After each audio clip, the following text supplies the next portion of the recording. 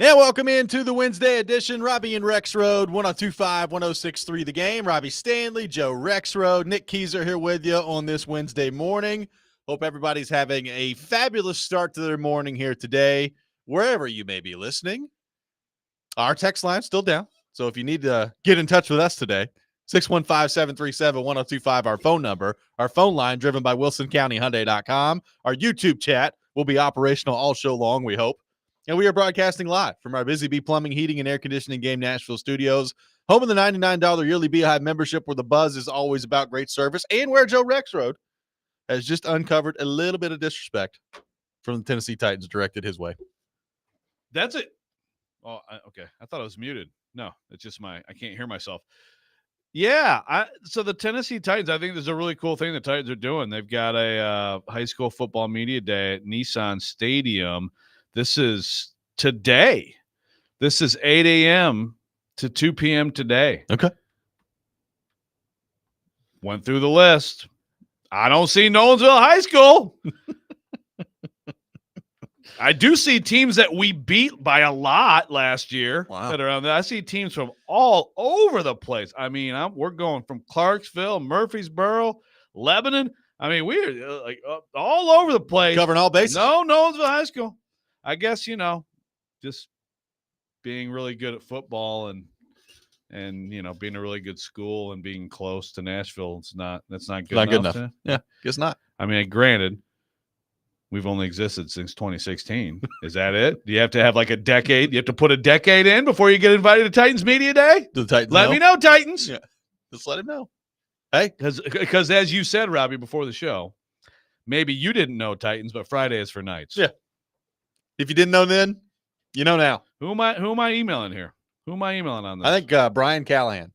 I don't have his email address. Brian, you're not doing anything right now? No training camp yet? Let's get to the bottom of this. Yeah. Get things figured out here. Yeah. This is not over. It's not over. This is not over. I may have to go. And I would say that it's a safe bet that even with no Nolensville, you would rather attend that media day than the SEC media days next week. Well, that is true. In Dallas, Texas. That is true. Yeah. I mean, again, nice event, but I'd love to know the selection criteria on this. We'll see if we can get to the bottom of that and figure it out for the entire city of Nolensville. We got a lot to get to on the program today. Paul Kuharski from paulkuharski.com will be with us during the 8 o'clock hour. We'll get into all things Tennessee Titans with him. The choice is yours coming up at 6:30. Nick Keyser in the questions chair today. And there's a rumor that we could have a certain theme on the show today. So we'll see what that looks like too. 615-737-1025. Keyser, how we doing? What's going on? I'm doing well. Today is a 1 year anniversary for me On the program? of producing this program. Well, happy anniversary to you. Yes. That's great. Probably, I had no idea. Definitely the greatest year of your life. I don't think there's any question about that. Thanks, Corey Curtis. It has nothing to do with getting married and, covering the sport that you wanted to cover your entire life and all that stuff. But working with us has clearly been the motivating factor behind all this. Spotlight. Quite a dream. Feels like longer than a year, doesn't it? It really does. Yeah. That's what I was kind of thinking about Feels last like night. years and Yeah, years. Kristen actually brought it to my attention that it was coming up on a year, and I was like, whoa. Well, happy anniversary, Nick. Well, thanks. Thanks for being here. Uh-huh. Do you know any dates, like stuff like that? Like dates, like I know that we started our show officially October the 1st, and the only reason I know that is because it was October the 1st. Okay. It's pretty easy to remember. I guess that. Yeah, Yeah. I guess that helps. Yeah. Yeah. October the 1st. Yeah. So we're coming up on 4 years. Yeah, but really, yeah. Except that it really It's really started- longer than that. Yeah. And then it stopped during COVID. Then it came back like in June, right? Yeah. And then it just became official on October 1st. That is correct. Okay. Thanks for the memories You're welcome. that have escaped my brain. We've been just wrecking people's mornings for a long time That's now. right. at this That's right. point. Half a decade almost. Take your thoughts, 615-737-1025. We begin today on the Tennessee Titans. And a question that I think is an intriguing one from a couple of different facets. Number one, we don't spend a lot of time in today's NFL, really league-wide, but certainly as the years go on and it's more of a passing league and all those things, we don't spend a ton of time talking about inside linebacker. So are the Titans weak at inside linebacker? Is that a weak position on this team? And if so, how big of a problem is that actually going to be in today's NFL? When you factor in, the days of, Eddie George v. Ray Lewis are probably gone in the NFL, at least for the time being. Everything's cyclical. So, maybe 25 years from now, everybody's running the ball again 38 times a game. I have no idea.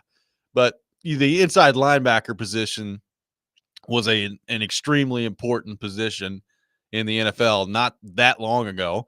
And I'm not saying there's not importance to it now, but we don't pay attention to inside linebacker the same way that we used to. So, number one, what do you make of the Titans, what they have at inside linebacker? And if it's not up to snuff, as they say, how big of a problem do you think that could be for the Tennessee Titans as we look ahead to the 2024 season?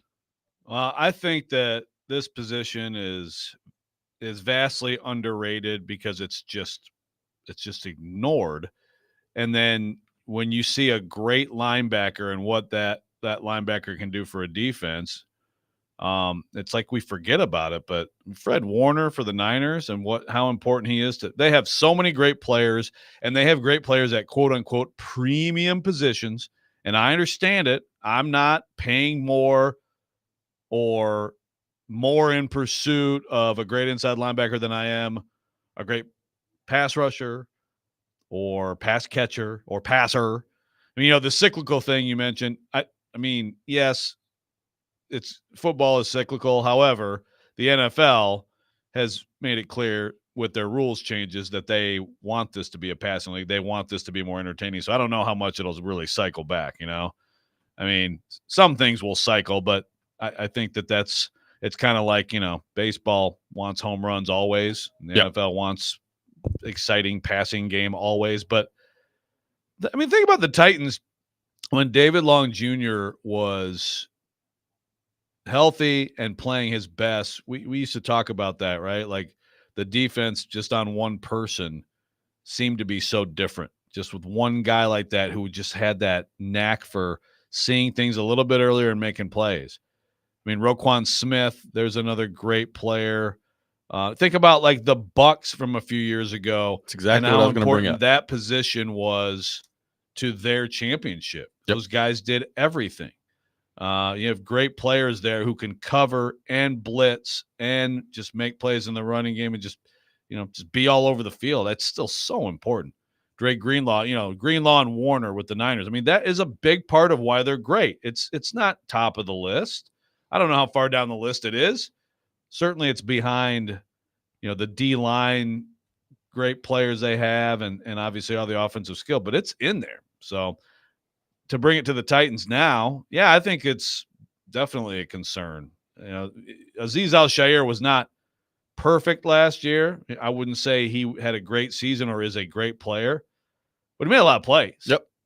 A lot of plays that if he doesn't make them, then what happens? I mean, he missed some, but he made a lot, and they're going to miss him. And yeah, I think it's definitely a concern. It's an underrated potential issue for this team. Well, and look, they addressed it in the draft. So Cedric Gray is a rookie.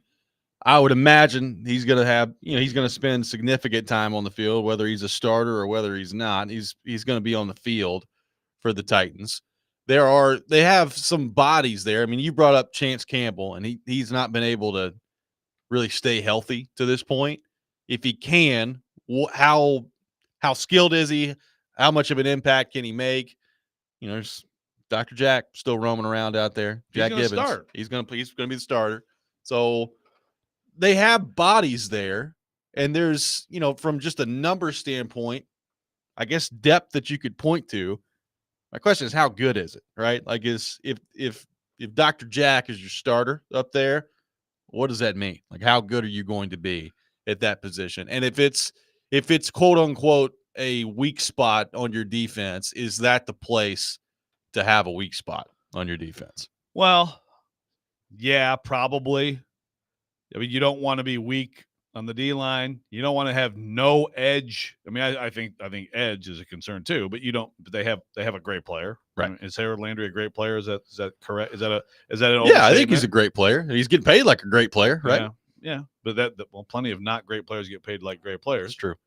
But he's right there as he's a really, really good, if not great player. But they're a little light there. You don't want to be bad at corner. The Titans have been. You do not want to be. Yeah, I mean, if you listed where you would want to be weak, I guess some people might put safety ahead, but gosh, you don't want to be bad there either. So I guess yes, but I do think that it's like if you're bad there, you'll get exposed. Those guys have to make plays. They have to communicate. I mean, I know that like the green dot thing is like way overblown, but it's like you get the call. The coaches call a play and you get the call. Some people think that like they get the green dot, and if it's the wrong guy, it's like they'll never call a play on the defensive side of the ball. They'll never get the call in ever. Yeah. Like more importantly, it's like then you're reading keys and you're adjusting to, like you're playing the cat and mouse game before the snap, right? Like there's a call and then you may have to change it, but it's not just one person who could communicate that. But anyway, yeah, it's certainly way devalued from what it used to be, and yet it is very important. I guess I'd rank it last. If I had to do it, but it's just like, it's still really important. It's a luxury when you have a really good player there, right? Yeah, and it makes a big difference. I mean, what I need to look at is like, top of the market for that position. I mean, it's not running back, where you've actually seen deflation, but I'd say, there aren't too many guys getting big money. And back in the day, I mean, I want to say I remember like Ray Lewis at one point signing a contract that was at the time a massive deal, and as he absolutely deserved. I don't know that we get to the point again of like the inside line. You think about like, well, obviously like Jack Lambert and some of those guys like that, Mike Singletary, Brian Urlacher was a great player. I mean, the Bears have had no problem having middle linebackers. They just haven't had any quarterbacks. Yeah, I don't know that we're ever going to get back to that. But still a really important position. And we'll see. Cedric Gray is a really important. And just like Tavondre Sweat is important for this defense, I mean, so is Cedric Gray. 615-737-1025, our phone number. Do you consider inside linebacker a weak spot for the Titans? If so, how detrimental could that be to the defense? If not, what do you make of the depth that they've got at inside linebacker? Your thoughts on all that coming up next. Robby and Rexrode, 1025-1063, The Game.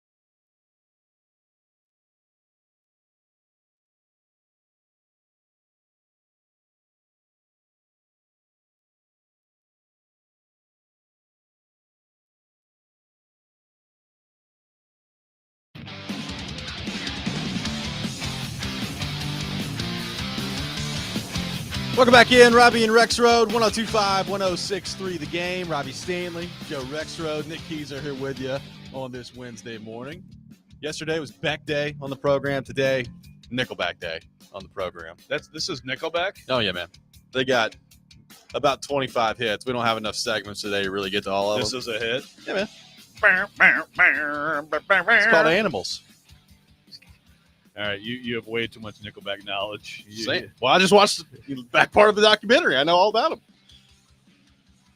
There's a new doc on them?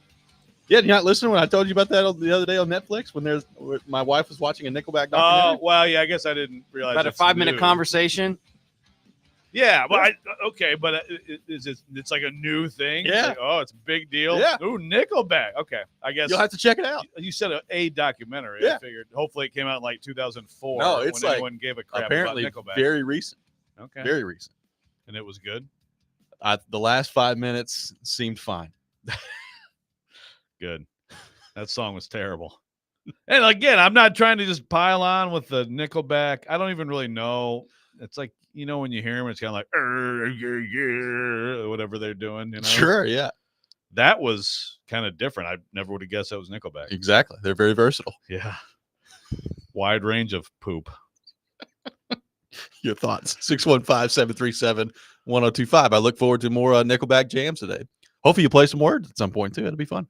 Well, Animals is kind of the one you shouldn't play words for. That's probably true. Yeah, but yeah, Probably you're right, true. Robbie. Good stuff. Yeah, that's right. Yeah, those Animals lyrics, man.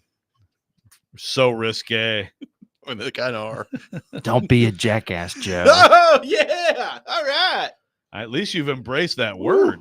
That's Good stuff. we're making progress here. And your 1-year anniversary. I could be a spectator from Happy Gilmore too, saying that word. Yeah, that's a good movie. Yeah, Glad that you've is seen true. it. I am multiple too. I'm times. proud of you. Deagle on YouTube says the good coaches like Shanahan exploit poor linebacker play. And from a matchup standpoint, I think that position has changed. Like it used to just be, I mean, not just, but mainly about can you stop the run? Like, can you meet somebody in the middle? I mean, I brought up Ray Lewis, Eddie George. How many famous clashes did those two have of just kind of meeting up the middle? And sometimes Eddie George won, sometimes Ray Lewis won, but it was fun to watch those two go at it. It is now, it's about stopping the run, but it's also about like, can you hold up in pass coverage? And if you're not good at covering the pass at inside linebacker, how do coaches either get tight ends or running backs or whoever it would be on you to exploit that matchup? And that is, I think, something that's really important in terms of just skill set today. Like those big guys that used to play inside linebacker, I think you got to be a little bit more rangy in today's game. Yeah, or at least one of the two, if whatever your defense is, right? But at least you need somebody in there who can match up with match up against running backs / tight ends. So yeah, I mean there's still a lot on the position, but yeah, you really have to. You actually like it's more demanding, like you said. You go again. I just mentioned Jack Lambert. The Pittsburgh Steelers devised the stunt 4-3 defense, George Perlis, in like 1976 or whatever it was, and it was purely designed for basically everyone else to occupy someone, and then Jack Lambert is free and he makes every play. And it's just that works when you're playing against offenses of the time and into the 80s and into the 90s, but it's not how it is now. I went through highest paid linebackers. If you just go, average per year, Roquan Smith at 20. Okay. So he tops the market. Fred Warner's at 19. Tremaine Edmonds, 18. And then you have a big gap to a great player who there's another defense that like when he has played and not played, you can see the difference. Matt Milano, but he's just been hurt so much. Yeah. He's at 14. Patrick Queen, who now, of course, with the Steelers, 13. And then, Azeez, again, good player. He had a good year last year. He had his ups and downs. He's 6. Is he really? He's 6 among, and just in terms of, and I don't have like obviously guaranteed money matters more, but still, AAV. AAV 11.3 for him. The Zaire Franklin, there's a very good player for the Colts. He makes a difference for the Colts without question. You get down to there's only 8 guys at that position who are even in 8 figures. Bobby Okereke, who I always feel like I'm messing up his name with the Giants, is at 10, and then you get down into single digits. So, yeah, it's not running back, but it's next. Yeah. It's like running back, safety, and inside linebacker. Tough sledding compared to everybody else. You said something the other day that I think is really true and fascinating about this team. I don't really know what to expect from the Titans defense. You could talk me into the Titans defense being pretty good because of the secondary that they have, because of Jeffrey Simmons and Harold Landry. And if you told me that Tavondre Sweat was going to be pretty good, then I think you've got the makings of a good defense there. You could talk me into it. You could also talk me into the Titans defense being pretty bad. Like, who's rushing the passer besides Harold Landry? Can L'Jarius Sneed stay healthy in the secondary? Do they have enough quality depth at safety? Inside linebacker, we just talked about. Like, I really don't know. And you got a first-time defensive coordinator to throw in that too, by the way. I really don't know what to expect from the Titans defense. We all expected the defense to be the strength of the team last year and to be pretty good. And it, I would say, was okay at best last year. I have no clue what to expect from this defense. And I mean, depending on, I guess, how you view it, you could talk me into a lot of different scenarios as to how this is going to turn out for this defense this year. Yeah. The Denard Wilson factor, I can't ignore it. I mean, look, there's examples of people who are like awesome in press conferences who aren't awesome coaches. Yeah. But man, you listen to the guys talk about him too. I mean, I think he's a real deal. And I think we know they're correcting mistakes. They're not leaving the field until those mistakes are corrected. They have changed. They have decided to alter their policy from not ever correcting a mistake, which is probably a good move. Probably so. Yeah. But I think he's good. And I think the aggression is going to be fun to watch. And I think the cornerbacks to go with that are going to be fun to watch. But yeah, they could just be overmatched up front. I mean, that they could be. And there's a lot on Jeffrey Simmons. There's way too much on him if Tavondre Sweat isn't a difference maker. Yeah. There's a lot on it. And look, we've talked about him too. I mean, I do think this is an important year from him. Number one, to stay healthy, which he has struggled to do the last couple of years. Now, he's played through a lot. But number two, I mean, they're paying him. We went through the numbers. They're paying him to be an elite player. And there's been plenty of snaps where he's looked like an elite player. I think most people, if you really watch him closely, you would agree that there needs to be an uptick this year in terms of the consistency in which he plays and the level to which he is affecting those games based on the salary that he's getting paid. You need to see more from Jeffrey Simmons this year. Yeah, I agree. He's just like you mentioned Landry, paid like a great player. Simmons obviously paid like a great player. He has been a great player at times, and I don't know. The end of 2022, did that leave some lasting effects on him? I don't know. I mean, I thought he was good last year. Yeah, he was good. But yeah, you need more than good, without question. Yeah. You could make the case, and after some games, he never said it, but you could kind of read between the lines. Like there's frustration with those guys with what was happening in the back end. Yeah. But same time, yeah, no, totally understandable. Totally understandable. I mean, I know that he's made it clear he's excited about Sweat and about these new corners and all that stuff. But again, is there enough? How big of a loss is Autry? The guy's been a heck of a football player. Sure has. Here. Are there going to be issues in the middle? Are there going to be issues at safety? Do they have what they need at safety? We know Amani Hooker. I don't want to keep throwing great player around. He's a very good player, but also a very good player who has not been able to stay healthy. Yep. And Elijah Molden, I think, could be a solid option there, but even more of an issue staying healthy. Yep. Anthony on YouTube says, Nickelback doc on Netflix, very much about how they became the most hate meme rock band ever, which I was also guilty of. However, I respect the guys now. Just saying. This is from Tony in Smyrna. Okay, so Tony, do you think they're good? Do you think their music's good, or you just think? I don't know that he said that, but he respects the people. That's cool. Yeah, I mean, like Scott Stapp, Well, I mean, I know. Here we go. It seems like a nice guy. I mean, I guess maybe not. Maybe I should stop talking about him. But regardless, I'm sure the guys in Creed are nice. Just don't want to ever hear them play music. I mean, there's nothing wrong with that, right? You don't want to hear me play music. What would I play? The kazoo? I'm a I nice actually do want guy. to hear you play music. Yes. Do you? Be good. I've heard you rap. I enjoyed every minute of that. That's true.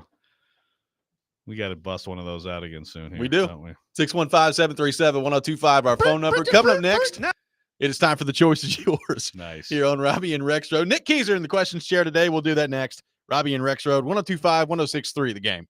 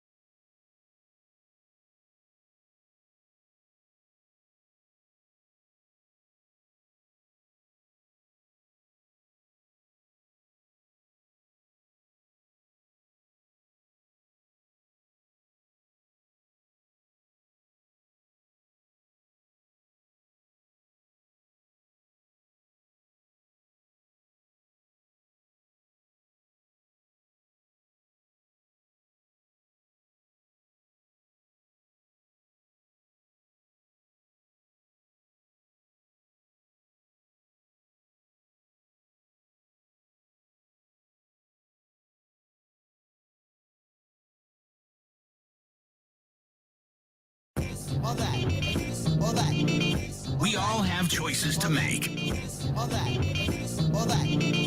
Like right now. It's The Choice Is Yours, now on Robby and Rexrode. It is time for The Choice Is Yours here on Robby and Rexrode. You can check it out every week here on the program. Normally, we like your text messages in this segment. We cannot text today. So hit us up YouTube chat or give us a call, 615-737-1025. Yeah, but Calls like are you tough to don't, come by you don't in need this to segment. call and give us like one of your answers though. Like if you're gonna call, bring it. Yeah, just bring it. Yeah, bring something like Or just hit up the YouTube chat. Nickelback. Yeah, YouTube chat's kind of. I still haven't seen witty banter. He's thinking something good. Still coming up with something. Nick Keyser in the questions chair today. Nicholas, the floor is yours. Yeah, sports or non-sports, fellas? Non-sports. All right.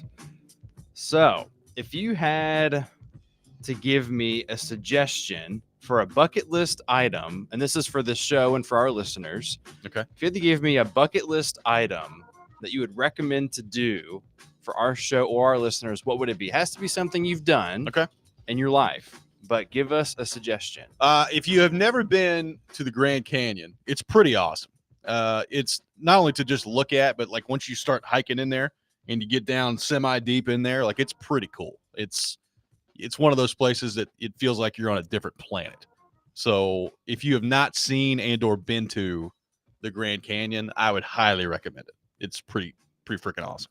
That's pretty good. I mean, I went on a safari in Tanzania. It's pretty cool. And it was pretty cool. I will say that there were a couple times when we probably could have died. Like our driver, it was actually just water buffalo. Like you see zebras, lions, giraffes, obviously everywhere, rhinoceros, all these things. But the water buffalo were like freaked him out to the point where like he was like everybody be quiet and he's creeping away. It was like, what are we gonna die here? And also not have had that the one. black mamba snakes are also very got to watch out for them. But yeah, I mean that would be one of those things that an experience that will never be forgotten. I don't do snakes. Yeah, no, either do I. Absolutely number one fear in the world. Yeah, I don't do for snakes. me. No. Yeah, I don't even care. Black mamba snakes are freaky. They're tiny and Wow. they're like immediately they have so much venom they can multiple. It's awful. Yeah, Just avoid those. there you go. At all costs. So bucket list. You want to kick the bucket? Get near a black mamba snake. Don't come across black mamba. Jeez. Mine would be going to Yellowstone National Park. I went there a few years ago. I Okay. came across, not in close contact, but driving down the road, we saw some buffalo. We also saw some pretty cool animals. We did see a couple of eagles, which is pretty cool. But that place in general is really cool. The geyser was cool to visit. Yeah. Just a one spot that we always talked about going to as a family. So that's mine. I saw a news story this morning that apparently Yellowstone National Park is fed up with people leaving their used toilet paper behind. So Wow. there you go. Dang. In case you were wondering.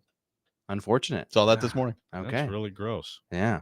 Can't All believe right. people do that, but apparently they do. It's really awful. Mm.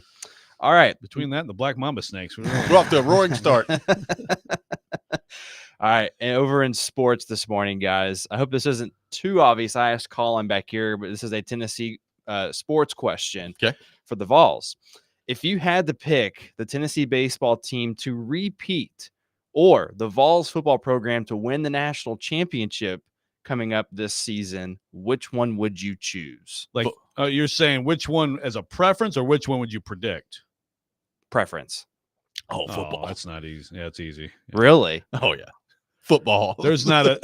I defy you to find me a Tennessee fan, and maybe someone let us know. There may be somebody. If you love baseball that much, you love Tony V that much, but I mean, I think it'd be 99.999% football. That's right? kind of what I thought too.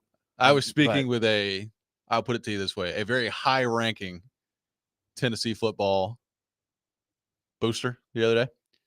And we were talking about that, like if they ever won the national championship again in football, what the parade would look like, and it would just be insane. I mean, they had 50-some-odd thousand people for the baseball national championship. If it's football, it'd be pretty nuts. which is actually insane on its own. It really is. Like 5 hours after the game ended. Yeah. Yeah. No, I mean, I can't imagine. It might be. I mean, it wouldn't be like Armageddon is the Lions getting to the Super Bowl, the world ends. But that would be pretty close. Yeah, yeah, exactly. They'll screw it up. Yeah, I thought it would be something worth to kind of mention, possibly, but I guess it's a little too obvious. So moving back over in here to non-sports, I found this a little interesting. I want to do a little bit more research on it for some cities in the last 25 years, but it's not a major choice, more of an opinion here, I would say.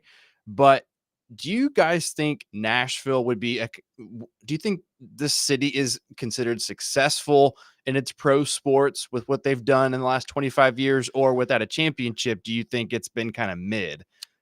Because I mean, it's kind of tough to think about, but I don't know. Yeah, like I saw there was some list I saw the other day that just kind of it goes through the 4 major sports and lists out like the last time teams won a title. And there's just a handful of teams that have never won any. And now, granted, in terms of the 4 major sports, we have 2. We have the NHL and we have the NFL. And it's not that long of a history I mean, some of these teams have been around for 100 years. So it's been 25 years here. So it's not that long.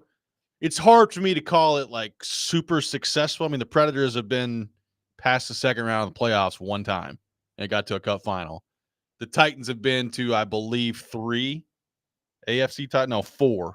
Yeah, 3 AFC title games and 1 Super Bowl. Raiders beat the Jags, lost to the Chiefs. Yep. So 3 AFC title game appearances, 1 Super Bowl appearance, 0 championship. It's mid. It's mid. I don't think there's any doubt. It's mid. Yeah. I mean, it is something worthwhile to kind of think about, but I think as a whole, the market has grown, but it's been disappointing in terms of winning something big. Our last sports question this morning, this will be a topic that I actually have later, but I want to hear what you guys think. So this is in lieu of hearing about what Phil Knight said about Oregon yesterday, last night, I think. So he's going to help out Oregon, give them as many resources, so unlimited resources to help Oregon in their national championship hopes, basically unlimited NIL money. Is this a change? I guess, but he's 84 or whatever, however old he is, and he wants to see a championship. Ancient, yeah. So apparently there's going to be a pretty heavy investment. So my question is to you guys: should college athletics have a cap if you are a D1 program? I don't care what sport it is, but do you think college athletics needs a cap of some sort at some point? I wouldn't say immediately, but at some point. I mean, I don't have a big issue with it if they get to the what that means is that they're getting to the point of contracts, right? They're full on professional contracts, and if that's the case, you can have a cap. I mean, that's I don't have a problem with it. It's probably the part of the. But again, the argument again, and it's true in the NFL too. There's no cap on the coaching salaries, right? Right. So, but there is a cap in the NFL. There's no cap on the coaching salaries in the NFL. There is a cap in the NFL on the players. So yeah, I'm fine with that if that's what they get to. I'm fine with it too. I think in order to do that, you're going to have a contractual layout to it, because if it stays the same way it is right now and you try to cap it, then you're going to go back to a Supreme Court case and somebody's going to make the argument where you're limiting how much money I can make. So you're not going to win. You can't do it. You have to change the setup. The model from what it is right now, because if you left it alone legally, that will not hold up. Yeah. So, yes, I would like to see it. Like I don't want to get into the world where, Oregon is paying somebody $35 million to come play quarterback, and nobody else can do that. But in order to accomplish that, you're going to have to change the model from what it is right now. Yeah, I just feel like there needs to be some sort of regulation for pay at some point somewhere in college athletics, because I feel like even if you're a booster, it's cool, you can donate X amount of money every single year. You want the boosters, you want the support, but I just see the case for it being exactly what you said, Robbie. It's like, hey, like we need to have a cap on this. Like you can't just be paying someone $30 million to come in and play. So I don't know. But again, so why can you go pay Nick Saban whatever to come play for you, right? Or why can in the past that Phil Knight, what he does is he builds a ridiculous Taj Mahal thing that no one else can build either. Yep. Why is that okay? Why do we get mad when the player gets the money? Right, Yeah. exactly. Just very saying. interesting. Just saying. Yeah. But yeah, I think we're getting 2 contracts at some I think point. so. 615-737-1025. This has been The Choice is Yours. You can check it out every Wednesday morning at 6:30 here on the program. Coming up next, sticking with the Titans. Which Titans player are you most confident will have a breakout type season? We'll get into that. Robby and Rexrode, 1025-1063, The Game.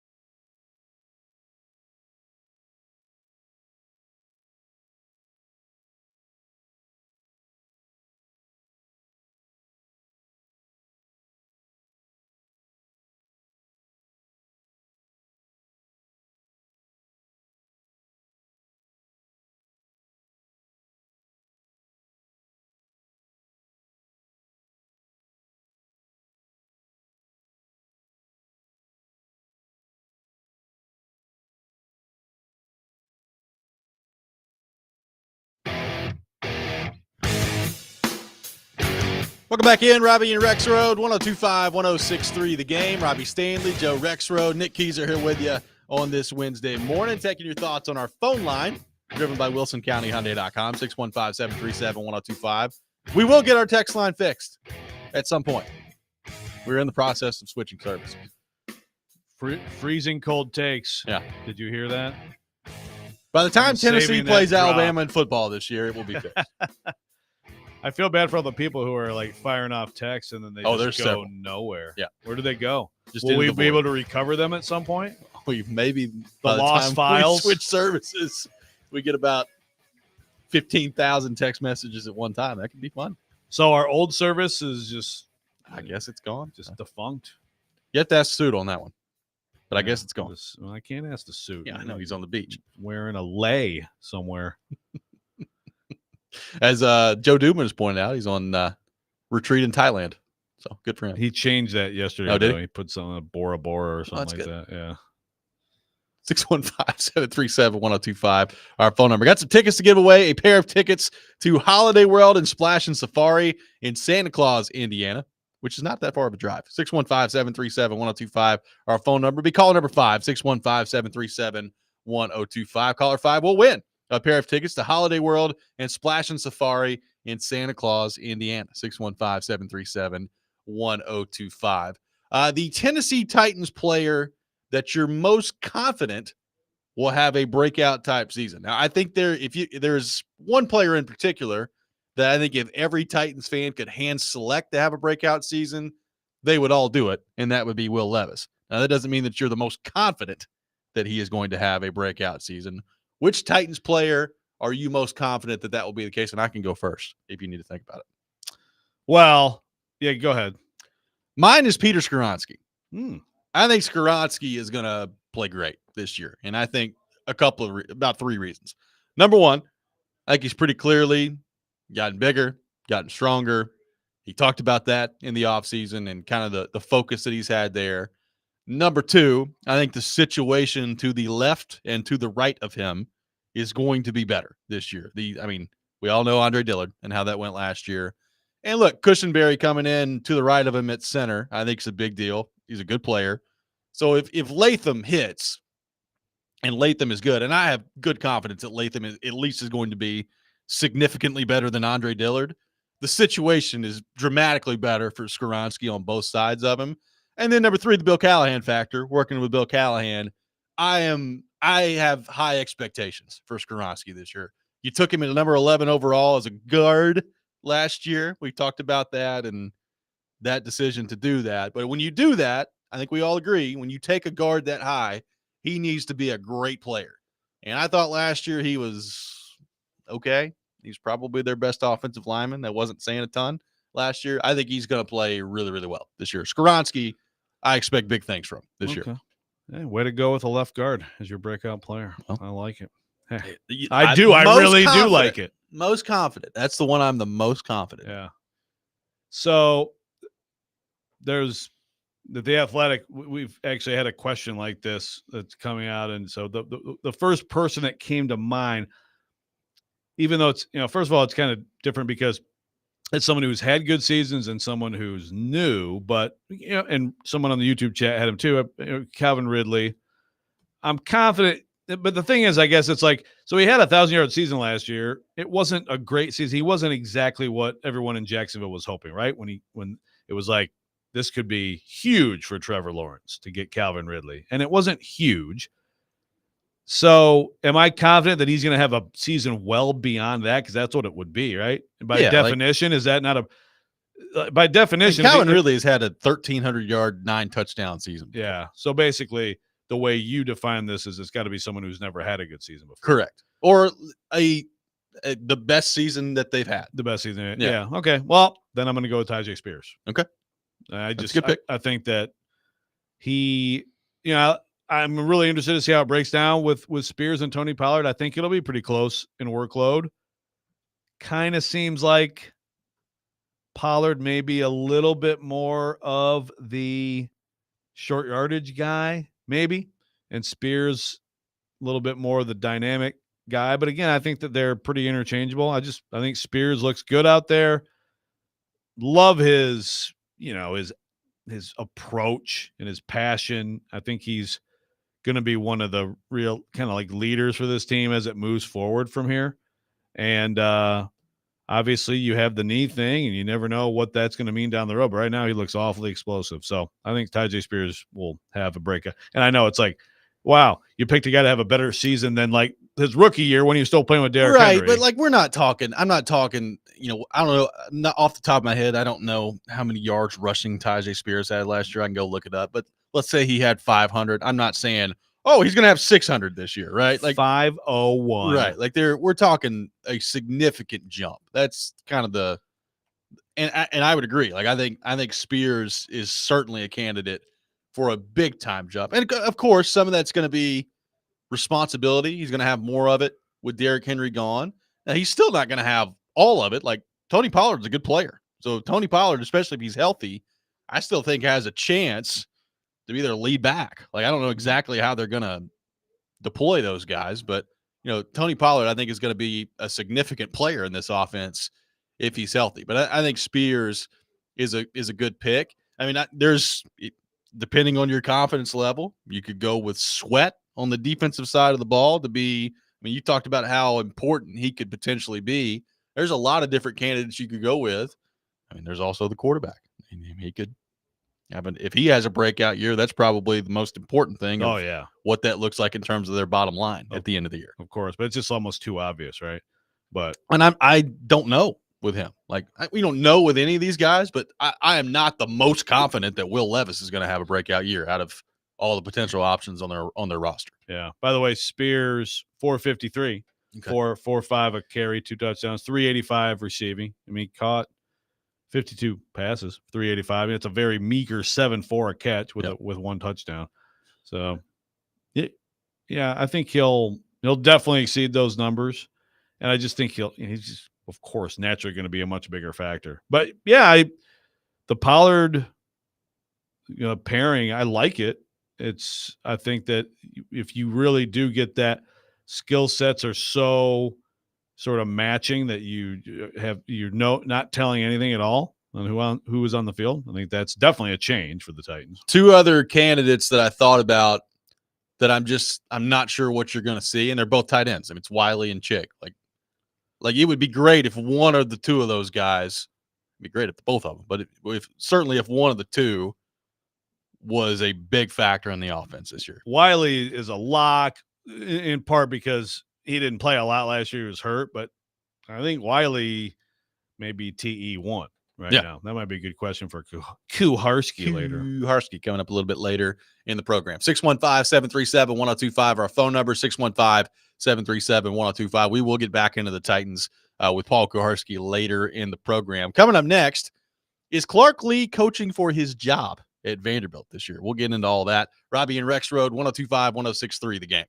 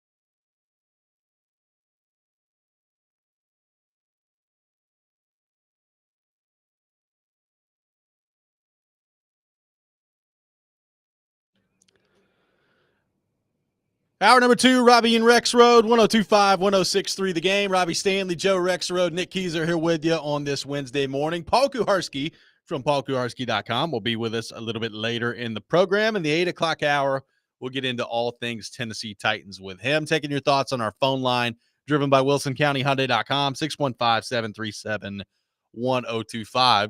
Joe, it is Wimbledon this time of year. So I turned on my Instagram feed.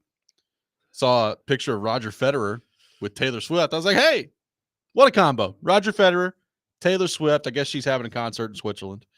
So then I just looked at Roger Federer's Instagram story, and other than the picture he's got with Taylor Swift, he's got a picture with Roman Yossi.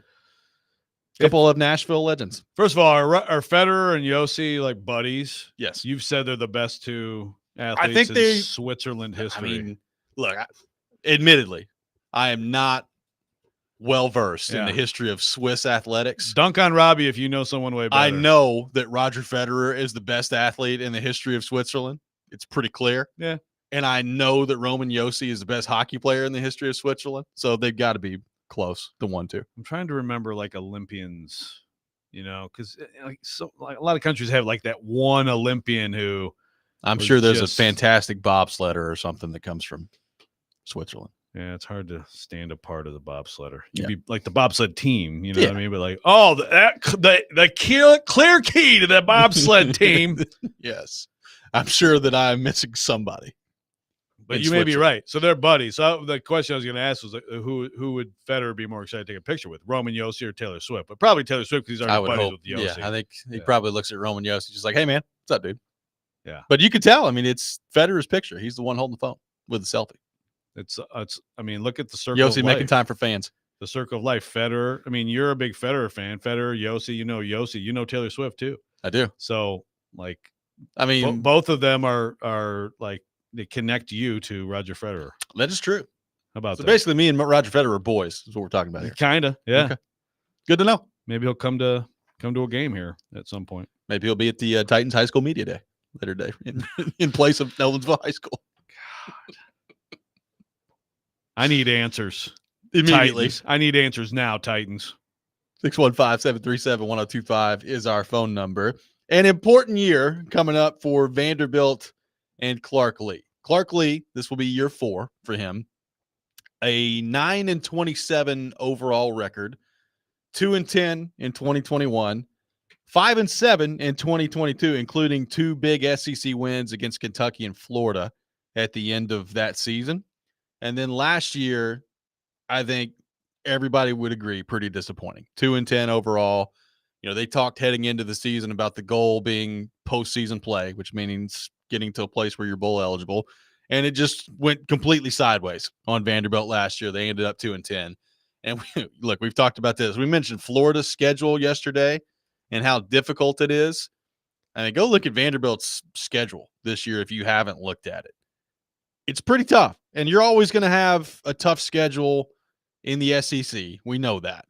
But, I mean, you start things off on the non-conference side of things. You got Virginia Tech, which is not going to be an easy game for Vanderbilt.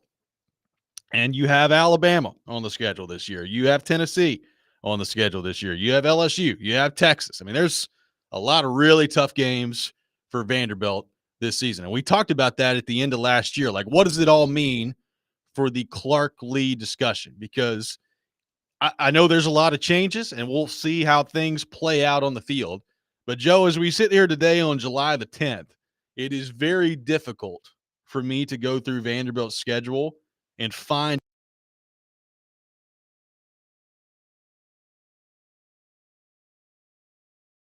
it's very difficult for me to go through the schedule and see very many wins, to the point where you look at their over-under win total on FanDuel Sportsbook, it's 2.5. That's the over-under for Vanderbilt this year. So with that kind of all in the backdrop, how do you view the challenge in front of Clark Lee in terms of the schedule that they face this year and what this could mean for his job as we enter into the 2024 season? It's a great question. And I don't know how you can be over there, look at everything, and expect more than like 4 wins.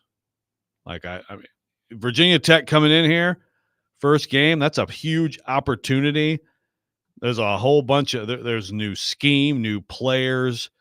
Like you can spring some surprises on Virginia Tech. That would be a huge win over a program that has fallen off and has to the point where it's not like an impossible task. Right. And then if you were to do that, then you could all of a sudden be 3-0 going to the SEC. But yeah, I look at like you said, the SEC schedule. You mix in a Ball State in there in October, but man, I guess you got the early November combo of at Auburn and South Carolina at home that you could talk yourself into. You could, but the South Carolina having a stuff has chance. not gone well for them lately. And they That's got true. beat by like 35 by them last year. Maybe you should respect Shane Beamer a little more. Maybe so. The way he handles Vanderbilt. Yeah, it's I just 4 wins is I'm not going to say it's the ceiling, but I can't see more than that because they could slip up in some of these other games too. So if that's the case, then how are you judging him? I mean, obviously it's been disappointing, and I think obviously we'll see if the changes he made in the offseason make a difference. But I think it's pretty clear that he has had to sort of reevaluate what he's doing, right? And he's changed course. And so you could look at that like, man, this is someone who doesn't know what he wants and there's indecision. But look, he's also a first-time head coach. He's a first-time head coach who also came in right as college football was starting to change dramatically. Yeah. And so even like his vision for building a program, he talked a lot about trying to model it after Tim Corbin, right? Totally get that. Well, I mean, Tim Corbin right now is in the midst of dealing with these changes and how do you adjust to it? It's just, I know I'm sitting here like making excuses for Clark Lee, but you know, I just don't know that like there's going to be some ultimatum of you get to a bowl game this year or you're out. Yeah. But at the same time, the other side of that is, okay, so when is it going to get better? Like what's the path to getting to the point where you're going to bowl games, which I still think absolutely should be the expectation for a coach at Vanderbilt. It's a lofty standard, but it should be the expectation. Well, we would all agree that the circumstances around the job when he took it over were bad. I mean, the program was in a bad spot, and he took it over. And look, that first game, the East Tennessee State stuff, it was brutal. Like it was bad to watch, and the roster was abysmal. And there's, as you mentioned, there's so many things that have changed in the college game that really kind of started when he was in the first part of this. So that part of it, I have a great deal of sympathy for. And now you add in, Texas and Oklahoma joining what was already the toughest league in college football. Well, it just got a little bit tougher with Texas and Oklahoma coming in. Now, having said that, they did get to 5 wins in year 2. And it looked like he was crying on the field after the Kentucky game. It looked like the building process was finally getting to the point where you were starting to see results. And last year was supposed to be the continuation of that. And it just didn't work. And look, quite frankly, I don't think that he or Vanderbilt have done a very good job at handling quarterback. Think about how many different quarterbacks they've gone through. It's not gone well for them at the quarterback position. And if you can't get that figured out in today's college football, you don't have a chance. Like, you have to get quarterback figured out. So if they get through this season, like I really like Clark Lee. I think Clark Lee's a really smart guy. I think he's a good football coach. But if you get through the end of this season and you've won 2 games again, or you've won 3 games, like, what are you selling moving forward? Like, I think it becomes like the fan base is already kind of on edge with him. We saw that at the end of last year. What are you selling if you get through another season with 2 or 3 wins? I think it becomes a pretty hard sell at that point. Yeah, it does. So hard that I had to mute myself. I had nothing to say that you could sell Vanderbilt. No, it's very fair. You get to year 4 and it's still looking like this. Where do you go from here? We'll go back to a point from, and I just pulled this up from December, because if you recall, the season ended, things looked rough. London Humphreys is off to Georgia. quarterbacks are out of there, but also they got some huge donations into the Anchor Impact Collective, to the point where they felt like their numbers were like right there with other good SEC brothers, which is great. I mean, that's sure impressive, but how sustainable is that? And also, what did you do with it? I mean, we're going to find out. I don't know. They did get a lot of kids in the portal. Again, as we've talked about, they got a lot of New Mexico State kids. I mean, that they brought a lot of that program over to Nashville. But how sustainable is that? Like, you got donors to kind of switch, even in some cases, and put it into the collective, and with the primary goal of helping football. So that's good. You have to have that. But this is a question not just for Vanderbilt, for other schools. It's like, the ROI is still something that, even if you're so rich that you have unlimited funds, it's like at some point it's like, okay, but what am I paying for here? Right. When you pay for buildings in the old days, like, well, the building is still nice. We just need a new coach, but like, at least there's like, I can see the building. Yeah. Now it's like it goes into talent acquisition, and okay, so what are you doing? I mean, Clark Lee is 9-27. He's 2-22 in the SEC after those 3 seasons.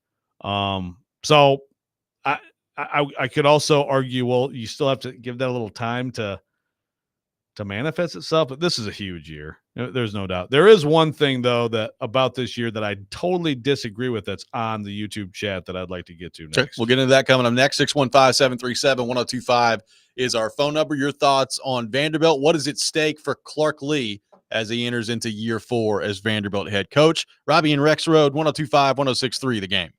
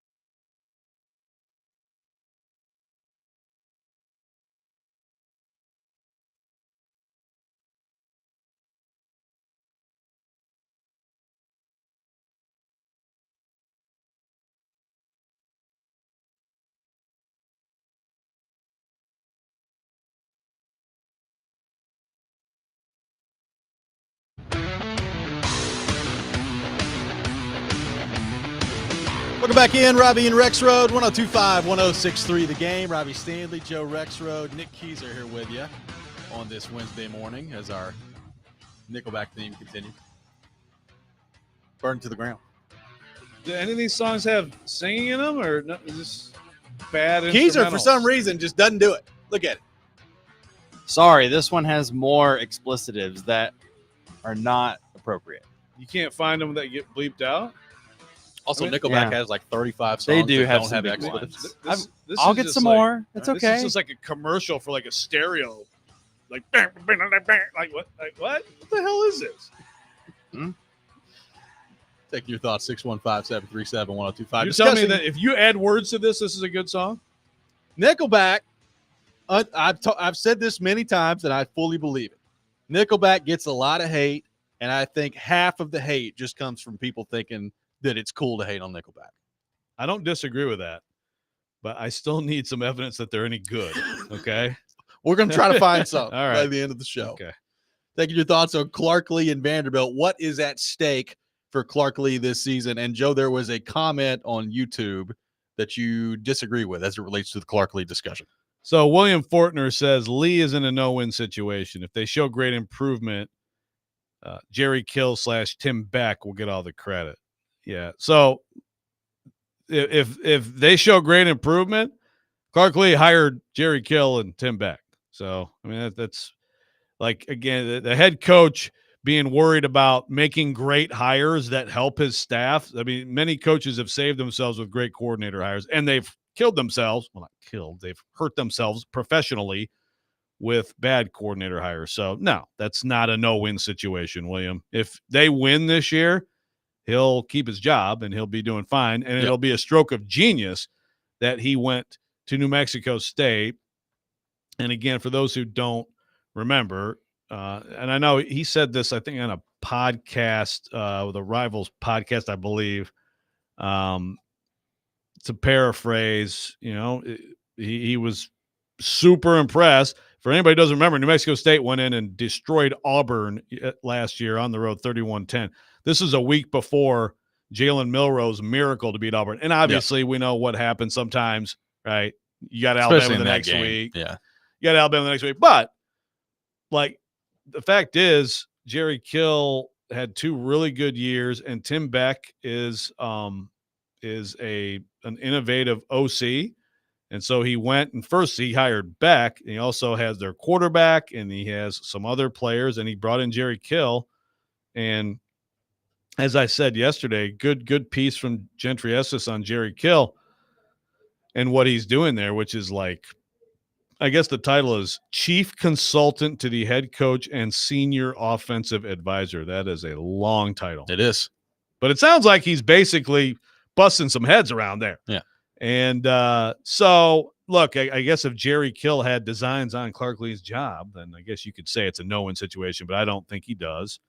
And if it works out and they win this year because of that, but also because they did raise money, they did go get new players. They were able to retain some good players too. They were able to retain. I mean, CJ Taylor is a guy who could be playing at a lot of places, folks. Trust me. Okay. And he's still at Vanderbilt. So if they win this year, it's not a no-win situation. It's a very high win situation for Clark Lee. Now, having said that, what has to happen for Vanderbilt fans to feel good about things with the program at the end of the year? Like, what's the number that they've got to get to? Because I'm not trying to make excuses for Clark Lee, but I do think there is a little bit of reality that you have to view this season by in terms of the schedule. Like, guys, they played Tennessee, LSU, Texas, Alabama, Missouri, Kentucky's still going to be a pretty good team. Like, there's some really good teams that they have on their schedule. So, like, I don't know that 6 wins is realistic for them. I really don't. I look at their schedule right now, and I guess if everything broke your way and you went undefeated in non-conference, and maybe, as you brought up earlier, maybe you could go get an Auburn or a South Carolina or somebody like that. But I don't think 6 wins with this schedule is realistic. So with that in the background, like, what has to happen for Vanderbilt this year for the fan base to feel good about the way things are going here? I mean, it's just like when we always talk about seasons and we go through the games and we talk about the results, but it's how you look every week.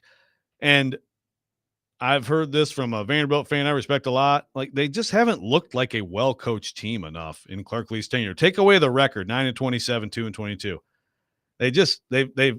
They've made sloppy mistakes, and they've just been kind of inconsistent and just not looking like a well-coached team too often.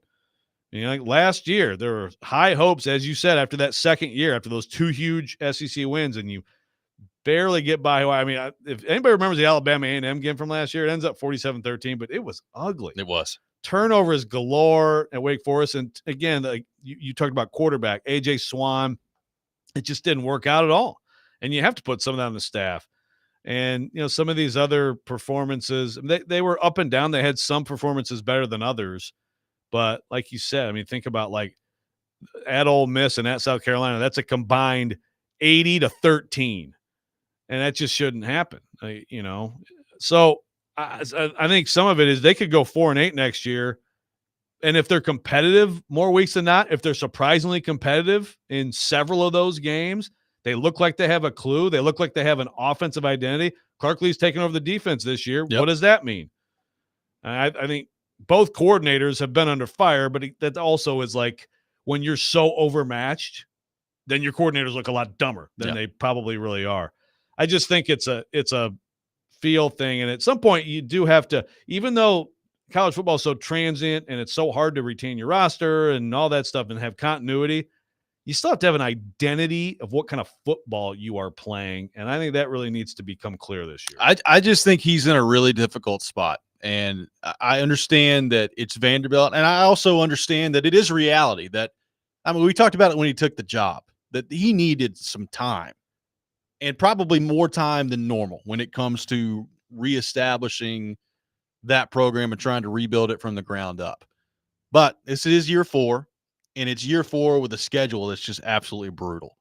And I think barring them really surprising this year, and we'll see, barring them getting to 4, 5, 6 wins this year and looking, like you said, much better in the process of doing it, if it becomes another 2-10 or 3-9 at the end of the year, regardless of how you look, we're entering into really tough sell territory, I think, with the fan base, with recruits at that point. Like say you're on that team, right? We talk about re-recruiting your roster. Like if you have the opportunity, like London Humphreys, I think is a good example. London Humphreys got on the field immediately and played really well for Vanderbilt as a true freshman. And then Georgia saw that and said, "Yep, we'll take you." And he just right off. Like, it's a really difficult job. It is Georgia. I understand that, but like, if you're 3-9 again and you're a good player and some other program comes calling, what's the sell to stay there at that point? Yeah. I mean, the sell is you hope it's like you like playing for him. You like playing there. I just think that becomes tougher when this becomes a 3-9, 2-10 thing again. Yeah. I don't disagree. I mean, I feel like any coach comes into Vanderbilt, unless there's like some serious off the field stuff, there should be auto 5 years. Like you should just get auto 5 years because it's such a hard job. It is. But if it's real bad this year again, and all these changes don't really amount to much, and it's just sort of like you're just sort of spinning your tires, it looks like you're grasping for answers as opposed to you found some. Then I think the talk about job security is going to get a lot louder. 615-737-1025 is our phone number. We'll take more of your thoughts on Clark Lee and Vanderbilt. We'll give our dark horse NFL teams coming up next as well. And I have been told that Paul Kuharski has multiple rants today. Multiple rants. That's what I've been told. Okay. So I'm looking forward to that. Where is he? He's taking over the rant? I assume he's closing in. Take it over. We'll get into that a little bit later this hour as well. Robby and Rexrode, 102.5, 106.3 The Game.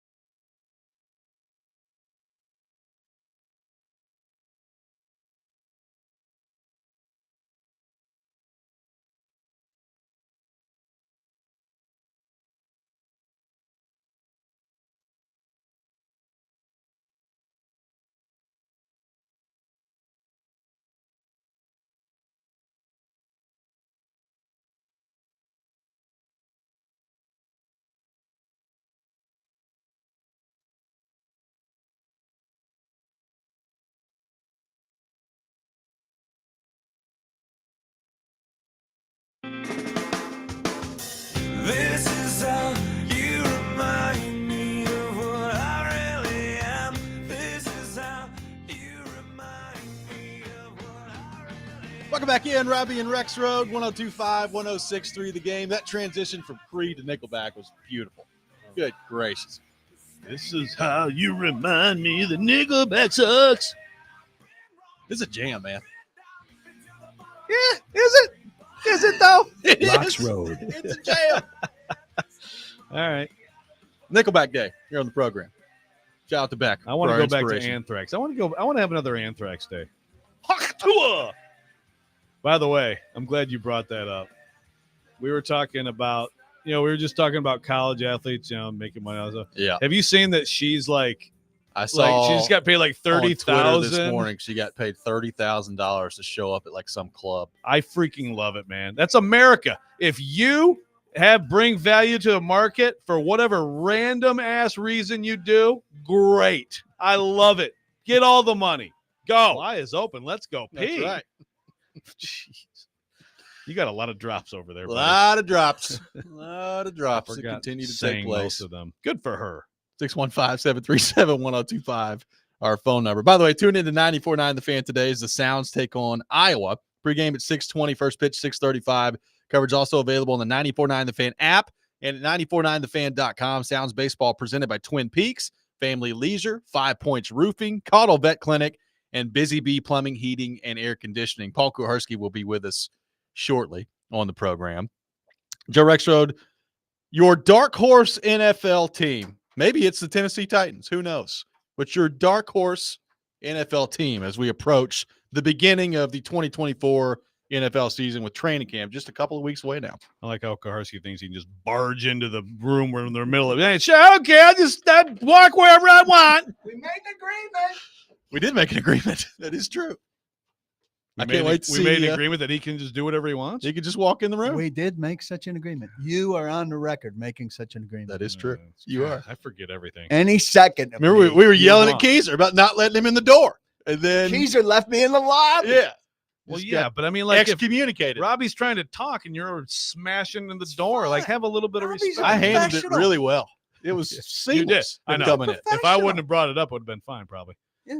Dark Your horse. dark horse team. Yes, thank you, thank you. I'm gonna see. The thing is, you guys won't. You can't accept the Bengals, right? You can't accept the Bengals, can you? No. Okay. I mean, they were bad It was last like year. number Almost 4 on the famous. Super Bowl odds list. No, you cannot accept the Cincinnati Bengals. Just saying, they had a bad record last year. All right, my dark horse team. It's hard because I feel like there's some clear, there's some. It's just. In I other feel words, like, he did no homework on this. well, I don't have a great answer. I really don't have a great answer for the dark horse team, but I'll Worst go to with first the. Can every I? year in the Will the league. Falcons? You guys give me the Falcons count. Yes. All right, then I'll go with the Falcons. I like the Falcons. I think that as much as I hated their draft, I mean, look, Kirk Cousins is good. He's your boy. Yeah, but he's good. I mean, you can, objectively speaking, I hope that you can acknowledge that he's good. And I like some other things they did. I like Raheem Morris. And I like, even though I do think the Bucs are good, I like that division in terms of the opportunity. So, yeah, give me the Falcons. I'm going Rams. I think Rams. See, now they went to the playoffs last year. Okay, but okay, they went to the playoffs, but I think they could be pretty good. I think they could be a factor in the NFC. If granted, Stafford's had a hard time staying healthy, so we'll see if this is a year that he can stay healthy. But they got scary down the second half of the season last year. Made a nice run to get in the playoffs, and McVay's still in. He hasn't taken the TV contract yet. The Rams certainly an option. In the AFC is interesting because, I mean, look, you could go Titans if you wanted to. You could go Indy with Anthony Richardson coming back. Like, do any of, I guess Pittsburgh in the AFC North would count as dark horse. Of them. But I don't trust that combination that they've got at quarterback. The Jets certainly are not dark horse if Aaron Rodgers remains healthy there. So the options are pretty limited in the AFC because I don't, even though the Super Bowl odds would tell you that the Raiders are better than the Titans, I don't know that I buy that based on their quarterback I go situation. the same team every time. Who's that? Every time. Chargers. I'm Well, a there you sucker go. for Herbert for starters, but I've been a sucker for the Chargers iteration after iteration. I buy Harbaugh as a big-time coach. I know they don't have receivers for Herbert, but they're working on the offensive line. I think the defense will get better under him inevitably. And I think what they lost in talent, they'll make up for in not losing games foolishly in the way that they have under the last two coaches. Now, I don't think they'll challenge Kansas City, but I think they'll be in the second pack that competes for the other 5 position. I don't even think they'll be like a straggler for 7, though I think in worst case they'll be a straggler for 7.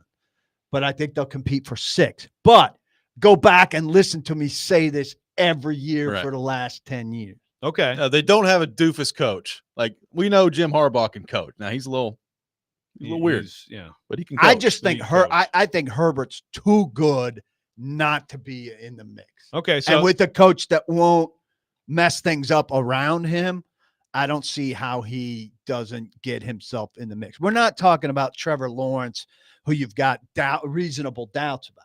I mean, you watch Herbert on a regular Sunday, and he's making ridiculous plays akin to, everybody but Mahomes, all the best guys but Mahomes. And you say, eventually this guy is going to be right there in the mix. The only question I have about them is who in the world is catching the football? Like, and I understand that you can find, and look, Ladd McConkey's a good player in college. Josh Palmer's there. I mean, these are not the guys they had, but the guys they had, you have to admit, were getting old. They were starting to and kind of stale. And so, I don't know what Harbaugh's history. I don't remember Harbaugh's receiver history in the league was. At Michigan, I know they're running it primarily, but they produced some receivers that came out in this draft. There's guys in the league right now who played for him at Michigan, and Peoples Jones and Nico Collins. All right, so let's play this out though. So you got Ravens, Bengals are locks. So you guys just dogged me for no Bengals. The Bengals are a lock with the Ravens, right? I don't love the Ravens. Okay, so you're putting the Chargers over the Ravens. I'm not putting them over the Ravens, but I don't think the Ravens are automatic. Okay, well, the way that they were for a time. I'm not a Lamar believer, and the wheels have come off that team a couple times in the last couple of years, and I won't be surprised if that's the path. But the Chiefs are going to win the West, let's say. Okay. Yeah. In the East, I think the Bills, Dolphins, and Jets are all very viable playoff contenders. I think the Ravens and Bengals are pretty much locks. I think the Browns will be right there. Well, then you got the Chargers not fighting for the 7th. You got them ahead of that. That's well, I think the Ravens could drop out. Man, I want to bet you money on the Ravens this you're year. doing this thing that people do where Ravens you take last year and you just carbon copy it. No, it doesn't work. I think they're good. It's crazy to think the Ravens are good, but you have to have somebody drop out. I understand that. That's why I'm going through these teams, and you're like, so far, you've carbon copied. Okay, I know people. We can do the math. It's easy math. People call me crazy on this, and I get it because Josh Allen's still there. I would not be surprised at all if Buffalo really struggles. I wouldn't either. I think there's some dissent that McDermott stuff from last year. I mean, I think there's an undertone there of clock ticking on him. There's been a lot of turnover over the last couple of years. Defensively, gets underestimated. That's possible, but I also think the Jets are going to be good, and I think the Dolphins are good.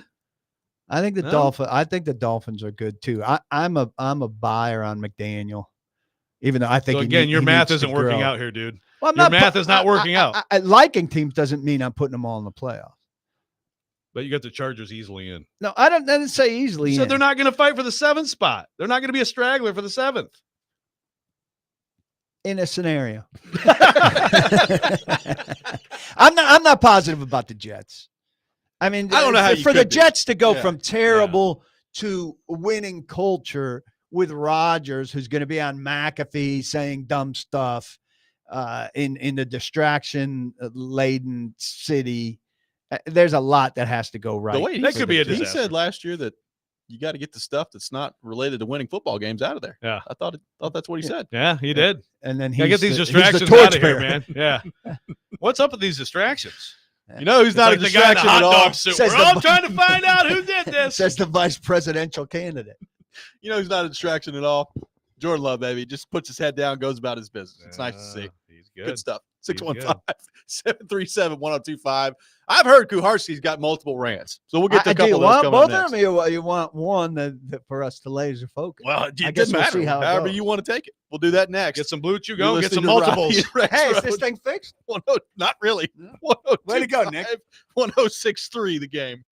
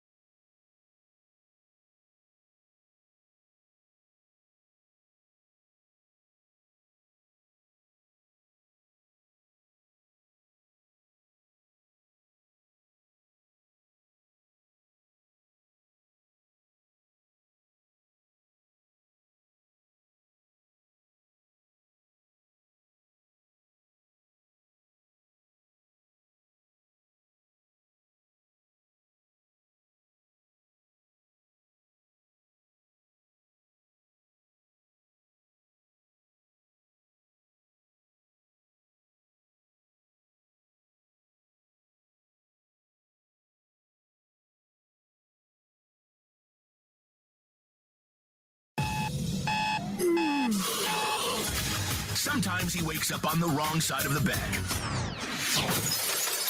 And sometimes he's just, well, Joe. Awkward moment. Let's do it. This is the Rex Rant, now on Robbie and Rexrode. If I do you if feel somebody better? was ever going to start using drugs, Saturday would have been the day, induced by you. Listen, I fill the room with meaningless noise, obviously. But then I take a break once in a while. There's ebb and flow. I'll talk for a while, and then I'll work for a while, or be quiet for a while, or read for a while. It is that time of the day. We have heard that Paul Kuharski has multiple rants. He has hijacked the Rex rant, which I'm a big fan of. Take it. Look, you're desperate for somebody to take the rant. It's this time of You're a year. happy person. Yes. So don't pretend Very like cheerful. when Robbie mentions that I have a couple of rants and you're like, oh my God, he's not even here yet.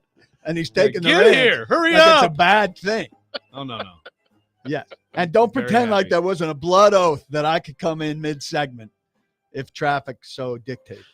That's my That did That's happen. my third Just rant. make less noise, okay? You have to bumble around like Mr. Magoo. Just open the freaking door. Make the studio Again, more soundproof. I would Mr. say Magoo. I came in. Nobody would have noticed had Rexrode not just been like, made a hey, federal issue. Kuharski bumbling through. But you heard it, though, right? Yeah, I mean, it of was course I loud. did. Yeah. All right. Okay. You always take his side. All It's right, fine. rant number one, and we'll see if we need to go to rant number two or if we find this enough discussion in there. Okay. So I don't do these immaculate grids a whole lot because I don't have a great memory for these things, you know. And I see Tyler Kepner do the baseball one, and he's like, I scored a .3 today, you know, and it depresses me because I can barely get through them. Football ones, I have a chance. So if you're unfamiliar with the immaculate grid, it gives you most of the time, you know, 3 teams on the vertical and the horizontal, and you've got to pick a guy that played for both teams. But sometimes it'll give you a category, you know, today, 5,000 yard receiving season. So you've got to find a guy that did that. Sometimes it'll give you 2 categories, you know, a Pro Bowler that had 5,000 yard seasons or whatever. So when the Titans pop up there, I'm always particularly intrigued. So the Titans are on there today. So you need to name Titans who played. Oh, and I now see why I was struggling with this. So this is a bad rant. Wow. Awesome. You better rant on yourself. Well, man. what was it? Well, because I was looking, so the Titans, it's Titans, Steelers, and Bengals in the same row, And then Cardinals, and Falcons. Cardinals, Falcons in the other row. Yeah. And I was insisting on putting Titans who played for the Steelers and the Bengals. I will admit, Speaking of Mr. Magoo. I will admit I was doing this in my car. Oh, good. Look at it, and then I'm thinking about it. And then when I get to a stoplight, I put in my guys. Let's move on to this other rant. Let's do that. I read this Rant two. excellent story that was forwarded to me by a guy in my all 22. So I started to talk to some people about the pricing for the Titans PSLs, which, you know, they're starting top down, which I guess is the way you go, right? You talk to people about club seating and then you trickle down. By the time you get to the cheaper seats, people might be super relieved that the cheaper seats are quote unquote cheaper compared to the club seats, even though they're not nearly as cheap as you're used to. This story is from Business Insider, and it's about the scary new ways you're about to get overcharged for everything and the way this is trending. So they know so much about you that the variable pricing thing is at play in ways that you can't imagine. You're sitting across the aisle from somebody on a plane. You have no idea what he's paid. He has no idea what you've paid. There's a commercial about it on the hotel. I thought I got the last room in the hotel and, you know, blah, blah, blah. They say in here that there are a couple great examples. If you live in a neighborhood with a high Asian population and your kid is taking classes for SATs and ACTs, you're definitely paying more money than the other person. Here's the one I thought was amazing, and this one definitely affects Rexrode. If your phone is charged low, you've got little battery, and you put in for an Uber, they are definitely charging you more. Really? Because they know that you're probably getting close to a panic mode, and you have to have a ride. And if your phone runs out of juice, you're screwed. That's Now, if you have a full I battery, hate society. they're not worried, right? I picture Rexrode getting off a plane every time with his cord hanging out and his phone down phone at to 7%. in red. Yeah. Right. So they know they've got you, and you have to get the Uber. I'm always well charged, so I'm probably doing better on Uber than most people. But this is how granular. I've got a huge charge. How granular they've got you. And they just give example after example about this and how it's trending in more and more of a direction. Amazon changes prices 2.5 million times a day on stuff like this. And they know everything about you. Like Match.com charges different prices for love based on what they know about you. So if you need a date and you need a date, depending on your circumstances, the variable price. And most people have no idea like what the different prices are, because you're not talking to the guy across the airplane seat. Right. Hey, what'd you pay for this flight? What'd you pay for this flight? So we don't even know the difference. Like you have no idea how to ask. You're not taking the same Uber ride as most other people. So you don't even know how to price compare to unite for some kind of change. It pisses me off to no end, and it's only going to get worse. Well, that's scary and depressing. Is there a way to like game the system so that you get the better prices? Charge your phone. Charge your phone, I guess. But that's how about some other tips for you? No, what am I looking? I mean, well, it's morning. If your phone's not charging in the morning, you have zero hope. I'm at 60. You're at 60% at 7:56 in the morning. Yeah, but that's the thing. I don't even charge it like overnight because overnight? it's a pretty new phone. Holds a charge. I'm in good shape, man. Yeah. Anybody that doesn't charge their phone overnight just doesn't know. I agree. How it My works. wife doesn't do that, and she'll just charge it at like noon the next day. I'm like, what are you doing? Just do put that. it on the plug when you go to sleep. Charge it overnight. Yeah, whatever. And then like in the middle of the day, if I'm in the car, I'll charge it in the car to get that little extra boost. What else can you do to make things cheaper for you? Maybe you can benefit from this. I don't live in an Asian neighborhood. If Yeah, your kid I don't needs understand. ACT, What the hell does that mean? I don't understand what that means at all. Well, I think the implication in this is that Asian kids are most likely to take ACT or SAT prep classes. And they're going to pay for them to get the highest test scores. Okay. If you live in a neighborhood that has that demographic, your charges are going to be higher too. I did not realize. I mean, there's a lot of detail that goes. Like when I look at Southwest flights, they're pretty standard pricing, isn't it? Well, here's the other thing about Southwest flights. How often do you look at Southwest flights and it says 2 left? Yes, often. Now, did we buy that there's 2 left every time? Probably not. I don't. Another thing it said a lot of times stuff is more expensive if you're shopping on a Mac than a PC. Yeah. Why? I think they think Macs are higher end. Well, that's okay. Got more money. So this is just like when I show up at a car dealership in ratty clothes. Okay, I think I can do this. Okay, right. Like show up like I have like no money. Yes. We welcome your shirt. How do we game the system with this stuff? Text us and call us because I would look for any way to game the system. Yeah. I mean, for a long time they've said I can to shower buy less. a car, go at the end of the month on a rainy day. Right. Yeah. And all of that. But to me, gaming the system on cars, I stopped wanting to do that a long time ago. Right. That's why CarMax is a great invention. Rexrode, are you a big Immaculate Grid player?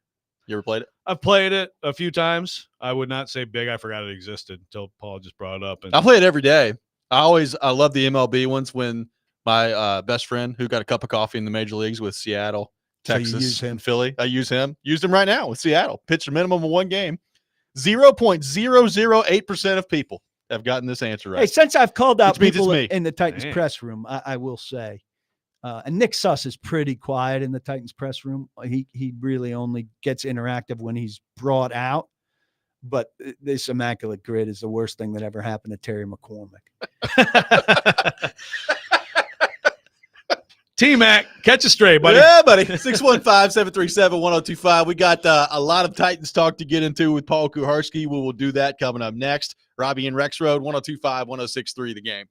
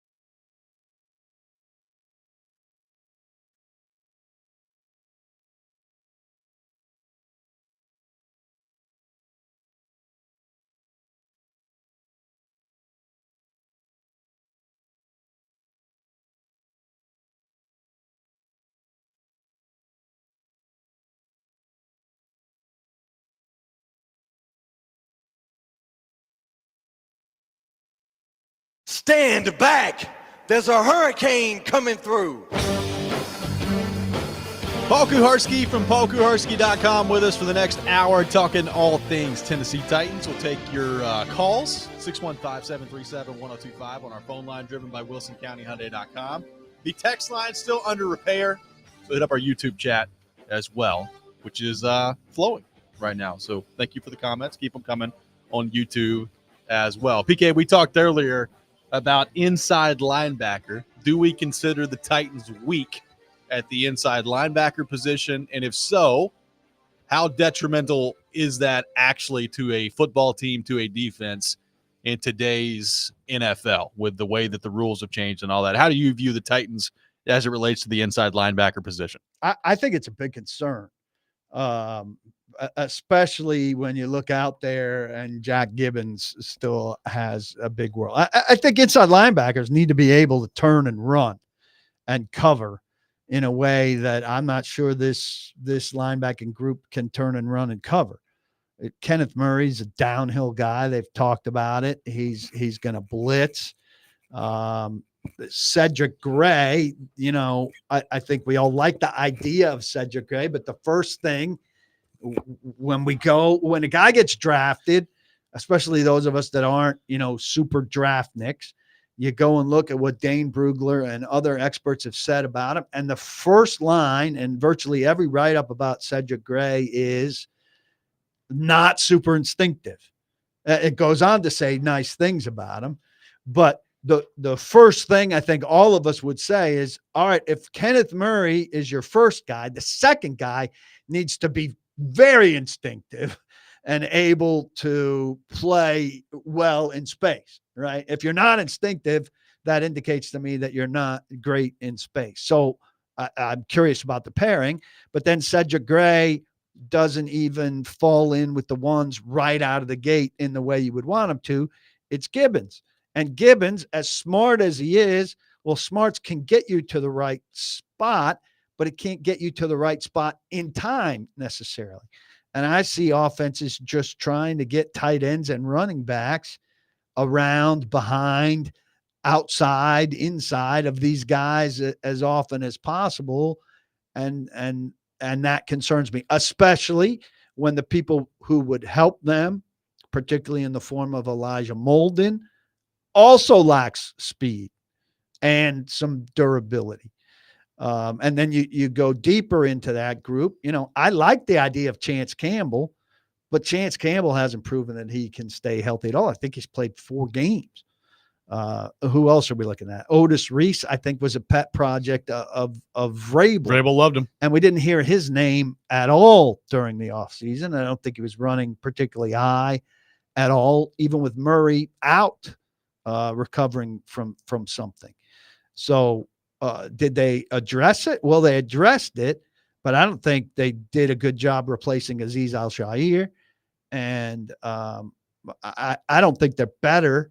I mean, we have to see how it works in their system, but I don't think they have what today's NFL requires at the position, which is a certain ranginess. Yeah, you sounds pretty rough, man. The way when you say it like that, jeez. No, we talked about this earlier. I'd like to get your thoughts. Do you agree with that, Joe? No, I don't disagree with anything you said. I mean, the Cedric Gray thing is, you're right. He's got potential. He seems like a promising young player, but that is something that people seem to be kind of united on when they evaluate it. And right? the big inside linebacker deal. story this offseason here has been the green dot thing. And the green dot thing has been hugely overplayed. Keith Bullock has said it, and ultimately Callahan said it. The green dot guy is everybody's taken a language class, right? For me, it was French. Écoutez et répétez. Listen and repeat. That's all you're doing. You're hearing something in your head and you're saying it back to the thing. That doesn't make you the leader of the defense. Now, you'd like it also to be the leader of the defense, right, but that doesn't eliminate Amani Hooker from being a vocal leader of the defense or anybody towards the back end of the defense. Like I said earlier, really what matters then is, you relay the call. Then you go cat and mouse pre-snap, and then are you seeing things? Are you seeing what they're doing? you And need that you could need be- that guy. And I That don't could know. be anybody outside of a defensive lineman's not seeing enough, No. right? Jeff Simmons, smart as he may be, can't do that because he's too close to the ball. Right. But as you're further away from the ball, anybody could chime in on that. Now they want what did Wilson say? Obnoxious over communication. Obnoxious over communication is great. You don't want 11 guys talking at the same time. But somebody like Amani Hooker, who's deep, or Snead, or Woozy, or McCreary, or the linebackers, roles can form on that. It doesn't have to be the guy that conveys the signal. So instinctive, to me, the definition of instinctive was David Long Jr. I think that's how he made up for what he lacked physically, which is why he was a low pick. Yep. And the definition of not instinctive was Rashaan Evans, who had all of the gifts and went in the first round. And that's why one of them ended up just taking the other's job. Is like, that guy sees things, has instinct, makes plays. This guy's a half step late. This guy's a half step early. That means David Long everything. more athletic though than Jack Gibbons. Well, no, for sure. Yeah, it's not like he was a non-athlete or anything like that, but went in the 6th round for a reason, right? Because he's little and he wasn't. Monty Rice the same. overwhelming. Monty Rice, a lesser version on the athletic frame of Evans. Monty Rice looks the part. Did not connect in his brain. Although also with him, just never seemed to enjoy people or football or anything. Vrabel. Both not Vrabel. Us. Well put. Teammates. The game. That's a bad pick. Nashville. I mean, that's a bad third very, round pick. very bad pick. And they were doing well with 6th, 5th, and then all of a sudden they jump to 3rd and get a worse guy than Avery Williamson, than Jaylen Brown, than Long. If you had to rank it, sorry, Robert, one more thing. Well, If they were you doing had- a good job. This with is your show. inside. You do whatever you want. Well, I'm revisiting our conversation from earlier, though. So, where would you put this position on the defense in terms of priority of, just in terms of you want great players at this spot, is linebacker last, inside linebacker last? In terms of building a team? Yeah, building a defense, and just priority on a defense. Well, I think this franchise has almost always thought through all these regimes, it's a get by position. Randall Godfrey was a huge addition to the 1999 Titans when they went into 2000. And he's one of the main reasons the 2000 team was better than the 99 team. But rare has it been that they've had somebody outstanding either as the middle linebacker in a 4-3 or as the inside guys in a 3-4. Usually, if you have a good defensive line that can keep those guys clean, you want them to be efficient tacklers, and you want them to be good enough to run and cover. I think it's become a more important position in terms of what you do against tight ends and backs in the passing game. And I don't know that the Titans are greatly equipped for that. Robbie, that'd be a good exercise for us to look. We looked at the quarterbacks they're facing. We could look at the quality of pass catching backs and the quality of tight ends they're facing this year as a fear factor. Yep, we could do that. We can also, Joe, if you wanted to, subscribe to some theories that get thrown out there our way on this show of stop drafting people from Georgia. Isaiah Wilson, Monty Rice. Just stay away from Georgia, guys. Yeah, for sure. That's just they don't produce any good pros. And meanwhile, in Stay the heck Philadelphia, away. Philadelphia's got the entire defense from 2021 in Georgia. 615 different story. 737-1025 is our phone Or number. pick the right guys from Georgia. More coming up next with Paul Kuharsky, Robby and Rexrode, 1025-1063 The Game.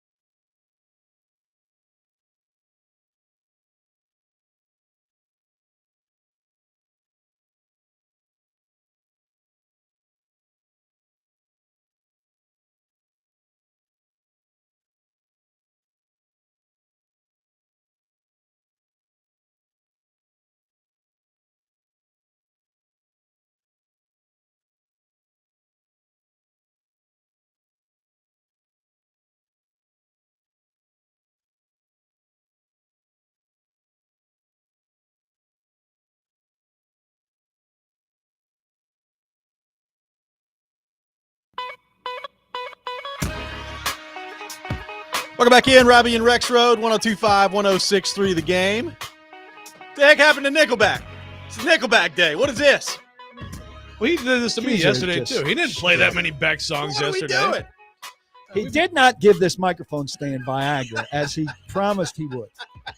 And I mean, It's still I struggling. don't know man. how a human being could be expected to do an hour or 3 at this microphone stand. I'm going to have neck pain and end up at a chiropractor and send you the bill. It's been a struggle the last couple of weeks with this thing. You've got it. You've got it. Right now. Looks But like it's in still, a I'm good a little spot. hunched. But look, Joe, if I put it where I want, Oh, my It God. just comes all the way it's back in my down. lap. Oh. I'm now broadcasting with the microphone in my chest. Spit on that thing. Check 2. Oh, boy. I know what you want me to say, and I'm not saying it. Boy, is she 615. world famous or what? She's got a lot to say outside of that. Fantastic. I've seen her on some shows and stuff, and boy, she She's a milking it up. fountain of conversational topics. Is that right? Oh God, yeah. 737. She's like your average sports talk show, and at this time of year, Just a lot of stuff. Mount got Rush, nothing. Mount Rushmore's Yeah. of Hawk Mount Rushmore. Rushmore. Top 4. Yeah. BK, we were talking about the defense as a whole, and I was telling Rexrode, you could talk me into a lot of things with this defense. You could talk me into them being pretty good when you look at their secondary and what they've done specifically at corner with Harold Landry, a fully healthy offseason, Sweat alongside of Jeffrey Simmons. And you could also tell me who's rushing the passer outside of Harold Landry and Jeffrey Simmons. Mike Herndon, his piece is coming up. I'll edit it in the hour after we're here and post it. And he poses, and I agree with this, that an additional pass rusher is a bigger deal than a safety for Molden. I think we've undervalued that throughout. I mean, don't even think about it like who's rushing the passer from the outside of Harold Landry and Arden Key. Think of it. What happens if Harold Landry twists an ankle and he's Right. out for 3 weeks? Or even Key is, who they're down on. Look, it's interesting if you follow the trajectory of Key, right? Jim Wyatt and I talked to Callahan about Key at the owners' meetings, and he said, situational guy, right? Didn't mention any of the other guys. Now we get to OTAs, and he says he's got every opportunity to play every down. Which is basically the undertone is we've got no choice, you know, and Key says himself, like, look, I've been called a situational pass rusher forever. I end up out there more than that. You know, when I've played my best run defense, they've told me I'm amongst the best in the league, which is outrageous, but we know that Key, talks outrageously, and that's what makes him Says stuff. I'm just He glad says they're, stuff. glad they're fun correcting mistakes. and a great guy. And he's a very enjoyable guy to be around. And the guy does make some big plays and stuff, but he's not known for edge setting. And I just after that, I mean, Weaver is what Weaver is, right? I wrote a piece about have we seen the ceilings on some of these guys. I think Weaver is a guy, we know what Weaver is going to be. Like they make him a little bit better, but the odds that we go, oh my God, Rashad Weaver, could you ever have imagined this? I think are exceptionally low. I agree, but I would counter this real fast that, okay, so we don't even know after Hooker, you know, it's Well, they have a bunch of guys on the roster. they have guys. I have no idea if any of them can play though. Well, I don't either. So I mean, if you so play the same game with safety and get someone hurt, Oh, get yeah, Hooker. yeah, hurt. They still need to You're make right. a move Neither to safety. situation, Yeah. neither situation is good. That's pretty close. Neither situation is good, but you don't rotate safeties. That's true. They still need another safety. Like they need to go add another safety. I agree, I know but TD likes Matthew Jackson, so you know. yeah, I and think he likes and Matthew Jackson too much. But here's the thing: you could add to me a mid-range safety. If it's not Justin Simmons, if it's not Condre Diggs, you can add a middling safety, a guy with some experience, and they've had some success doing that. Terrell Edmonds, you know, came in a trade, but that kind of guy will be out there. Is there a significant edge rusher that's out there? I mean, I'm still curious about Carl Lawson. That was my next question. Like, who the heck can they get? at I mean, edge Carl right now. Lawson, if he doesn't have an injury issue, I don't understand. He was why a he's dynamic player not long worth ago. Worth a flyer. And last year, look, he had a back problem coming in, but once he was right, really, he was out of the rotation because there were better guys in front of him, and they had, crazy as it is, depth. I mean, he was out based on depth.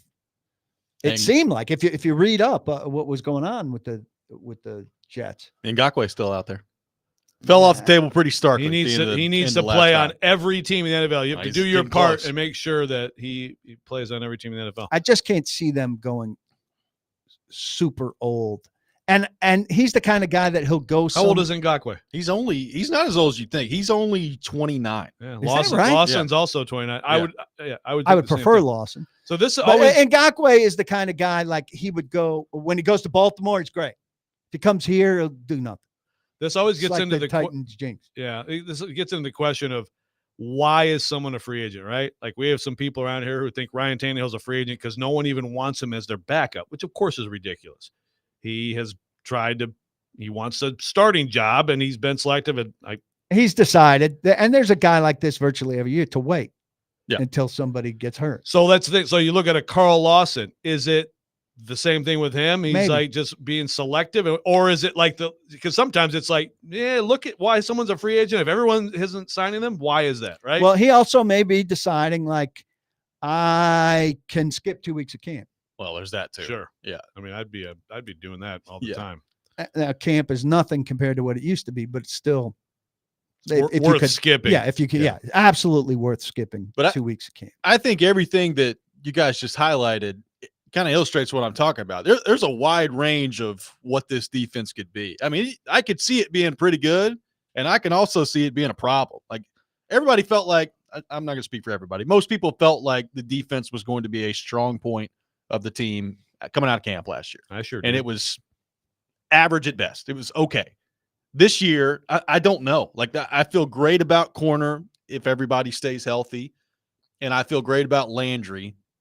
Simmons, we've talked about. He's got to play better. I have no idea what they're going to get out of Sweat. I mean, it could be they have the ingredients to be pretty good, but if a couple of things break wrong for them, it could be bad. Well, like, look, it could be a we've bad talked defense. about inside linebacker depth. We've talked about safety depth. We've talked about edge depth. We need to add defensive line depth. All these guys after Simmons and Sweat, who we're putting expectations on. Sebastian Joseph Day is, just a guy plus. He's a veteran who's done some things, but he's not Danico Autry by any means. For sure. And after that, when you're talking Coburn and those guys, those are mishmash who are, Bohanna, is he the one that's friends with Sweat? I mean, No, when a guy's Coburn, when Coburn's best quality is friends with Sweat, I mean, they're talking like Coburn's going to help Sweat through the season. Well, Coburn has to make the roster first, and he can't make the roster because he's friends with Sweat. Those three guys are hardly sure things. So there's a big depth issue on the defensive line. So we just hit everything except corner on depth. By the way, right? And the corner depth's only good because they drafted Brownlee, right? Who could play inside and outside, which gets you out of John Glennon's guy, Trey Avery, hopefully. But they're one, even at corner, they're one turned ankle away from being one turned ankle away from. Now that's not bad, right? The corner depth, you got to be pretty satisfied. Feel pretty good. Feel pretty good. But every other position, the depth is horrible. 615-737-1025, our phone number. More coming up next with Paul Kuharsky from paulkuharsky.com. Got some of your Titans thoughts to get to as well. This is Robby and Rexrode, 102.5, 106.3, The Game.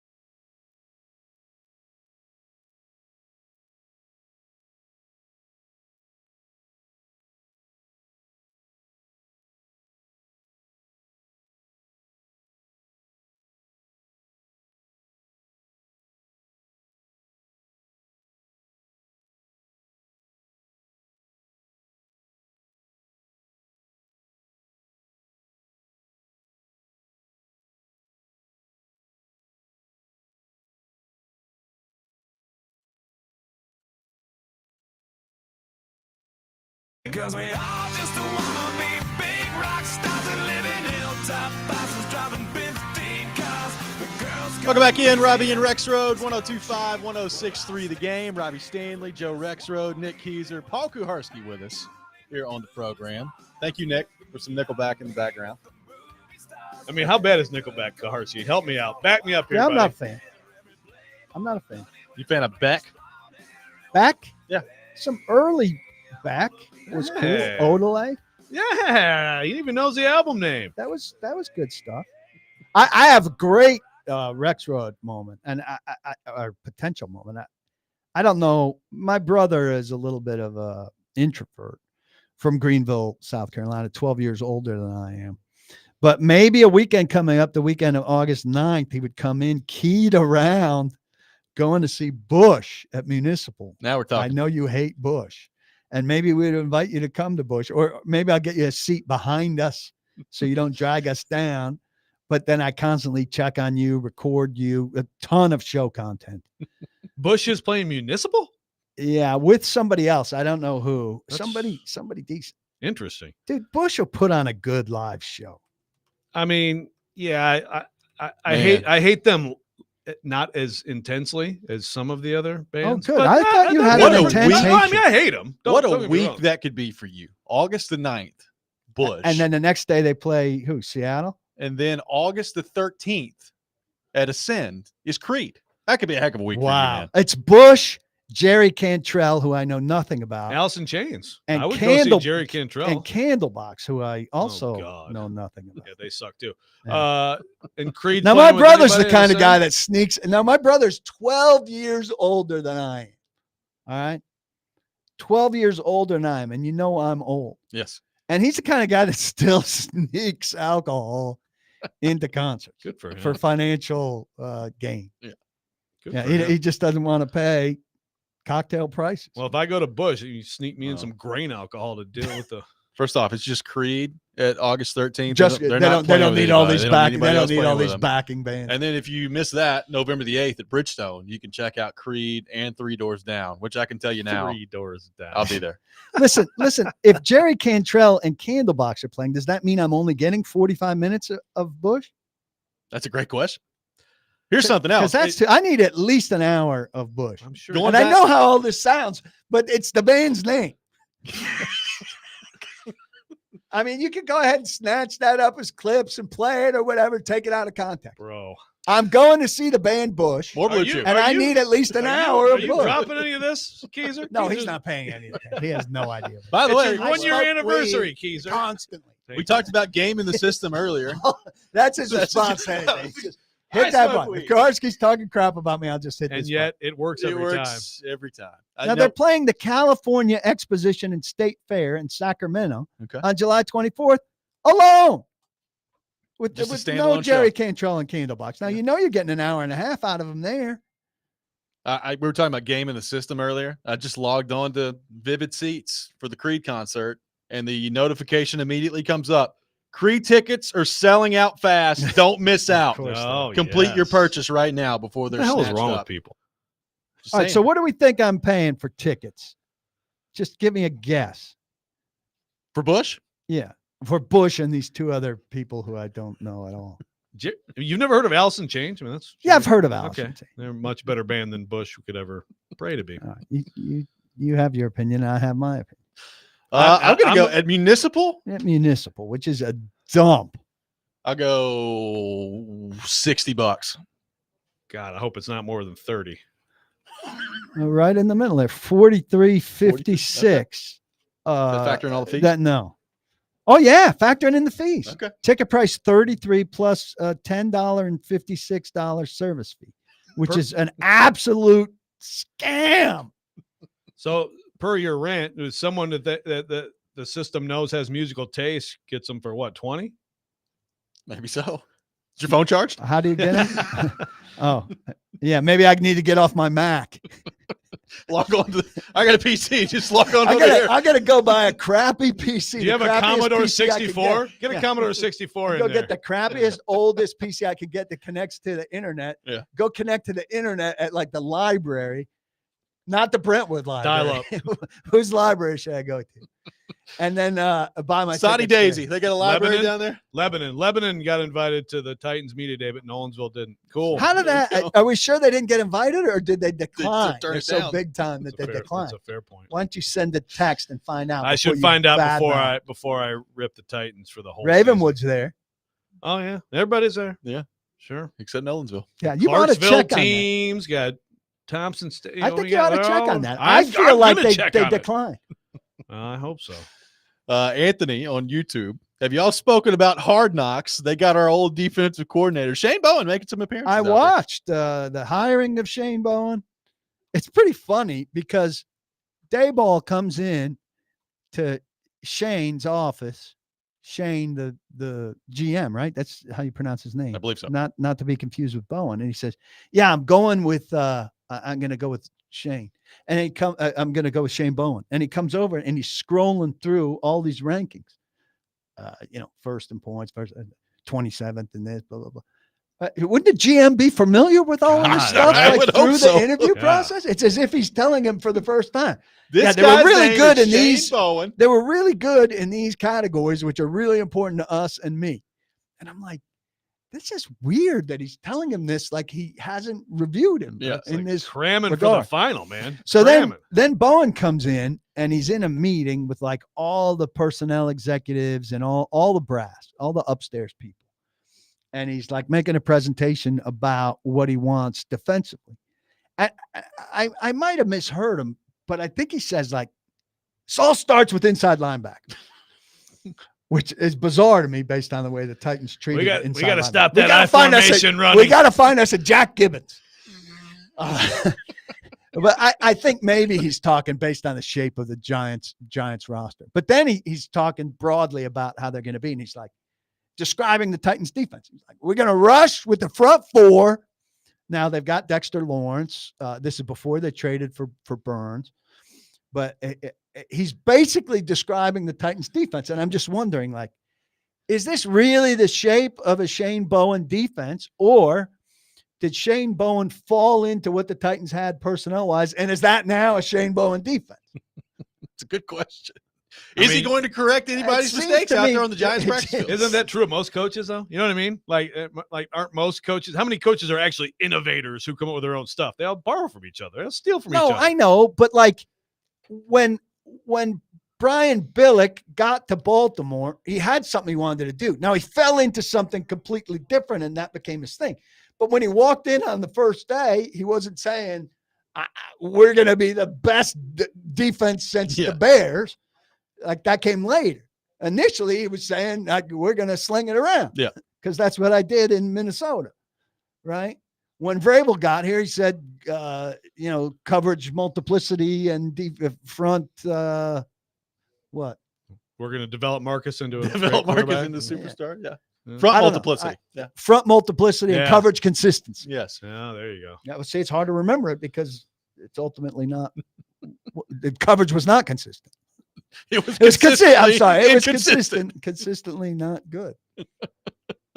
615-737-1025. I will say I've seen some. I have not sat down and watched I've the got entirety of these Hard Knocks stuff, but the some of the clips that have come out, particularly there's a conversation where they're talking to Saquon Barkley. Like it's pretty cool to hear the inside access, like the actual conversation about the contract on And the phone. Joe Pretty cool. points That's out a that this good is thing. completely controlled by the Giants. Yeah, it's Completely ridiculous. controlled. Yeah. I'm basically So this is out on Hard Knocks. Giants now. It's gotten TV. so bad. with Hard Knocks branding. Yeah, these teams have And I didn't even know this existed until I saw it. I stumbled onto it on HBO. these teams have whined and complained, and they just want it to be, their version of a hagiography. They want you it to know be their what? own stuff. Hard Knocks used to be good. I'm tired of it too. Hard Knocks is not good anymore. But like Robby, I stumbled onto it and I found some compelling TV there. Well, that's good. Well, I hate, and this is And off season, we've not seen the off season as much. exactly. We've not seen the offseason as much.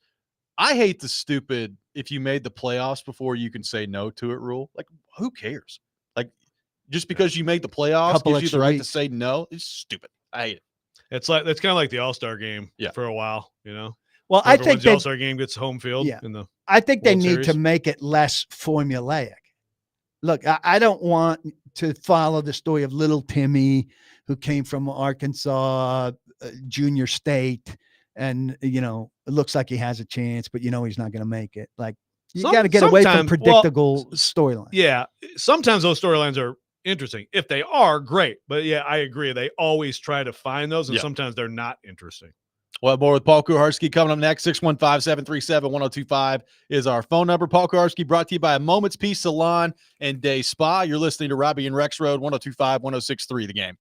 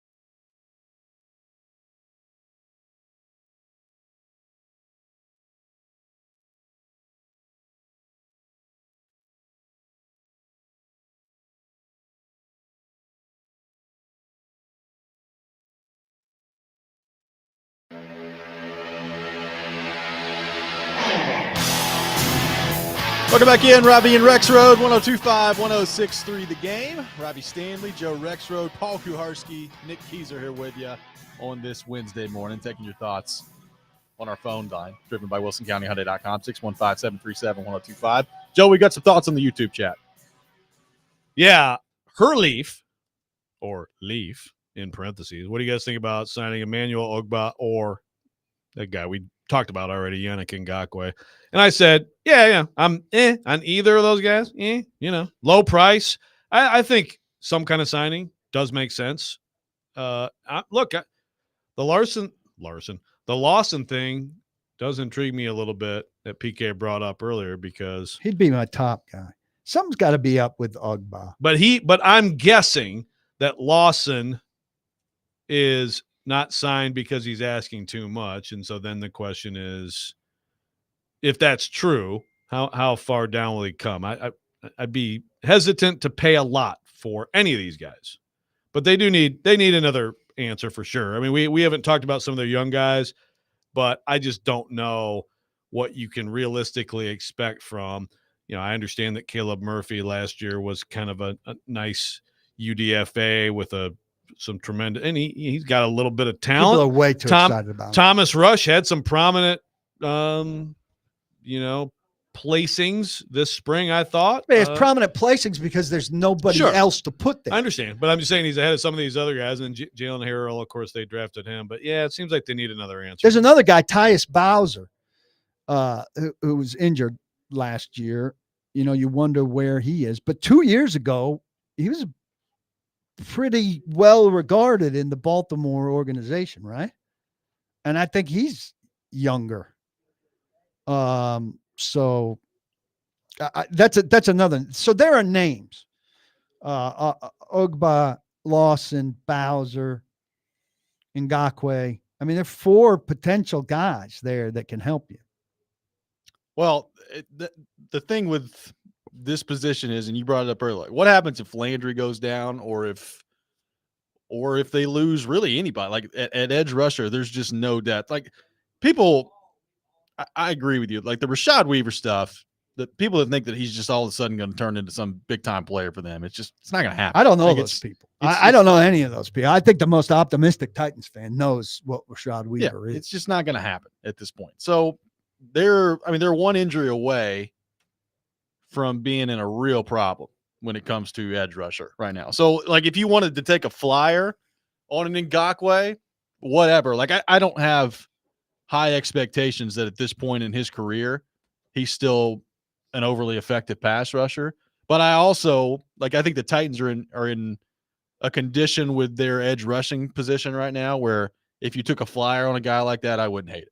Just to have another body there. And let's just flip this quickly. Offensively, we're talking a lot about the offensive line depth, but the back end offensive linemen are probably going to be better than the back end offensive linemen have been in some time. And Bill Callahan has been expert recently at having guys ready to take over. What they went 4 deep at left tackle last year, I think, in Cleveland, right? Tight end would be a problem. Running back, if one of your main guys went down, you could turn your other guy into a full-timer. Receiver, look, we can make all the NWI jokes you want, but if one of their top 3 went down, Burks and NWI should make you relatively whole there. Yeah. Who's making NWI jokes? Well, I am generally, and a lot of people. They don't hit. Zach Lyons will do it as well.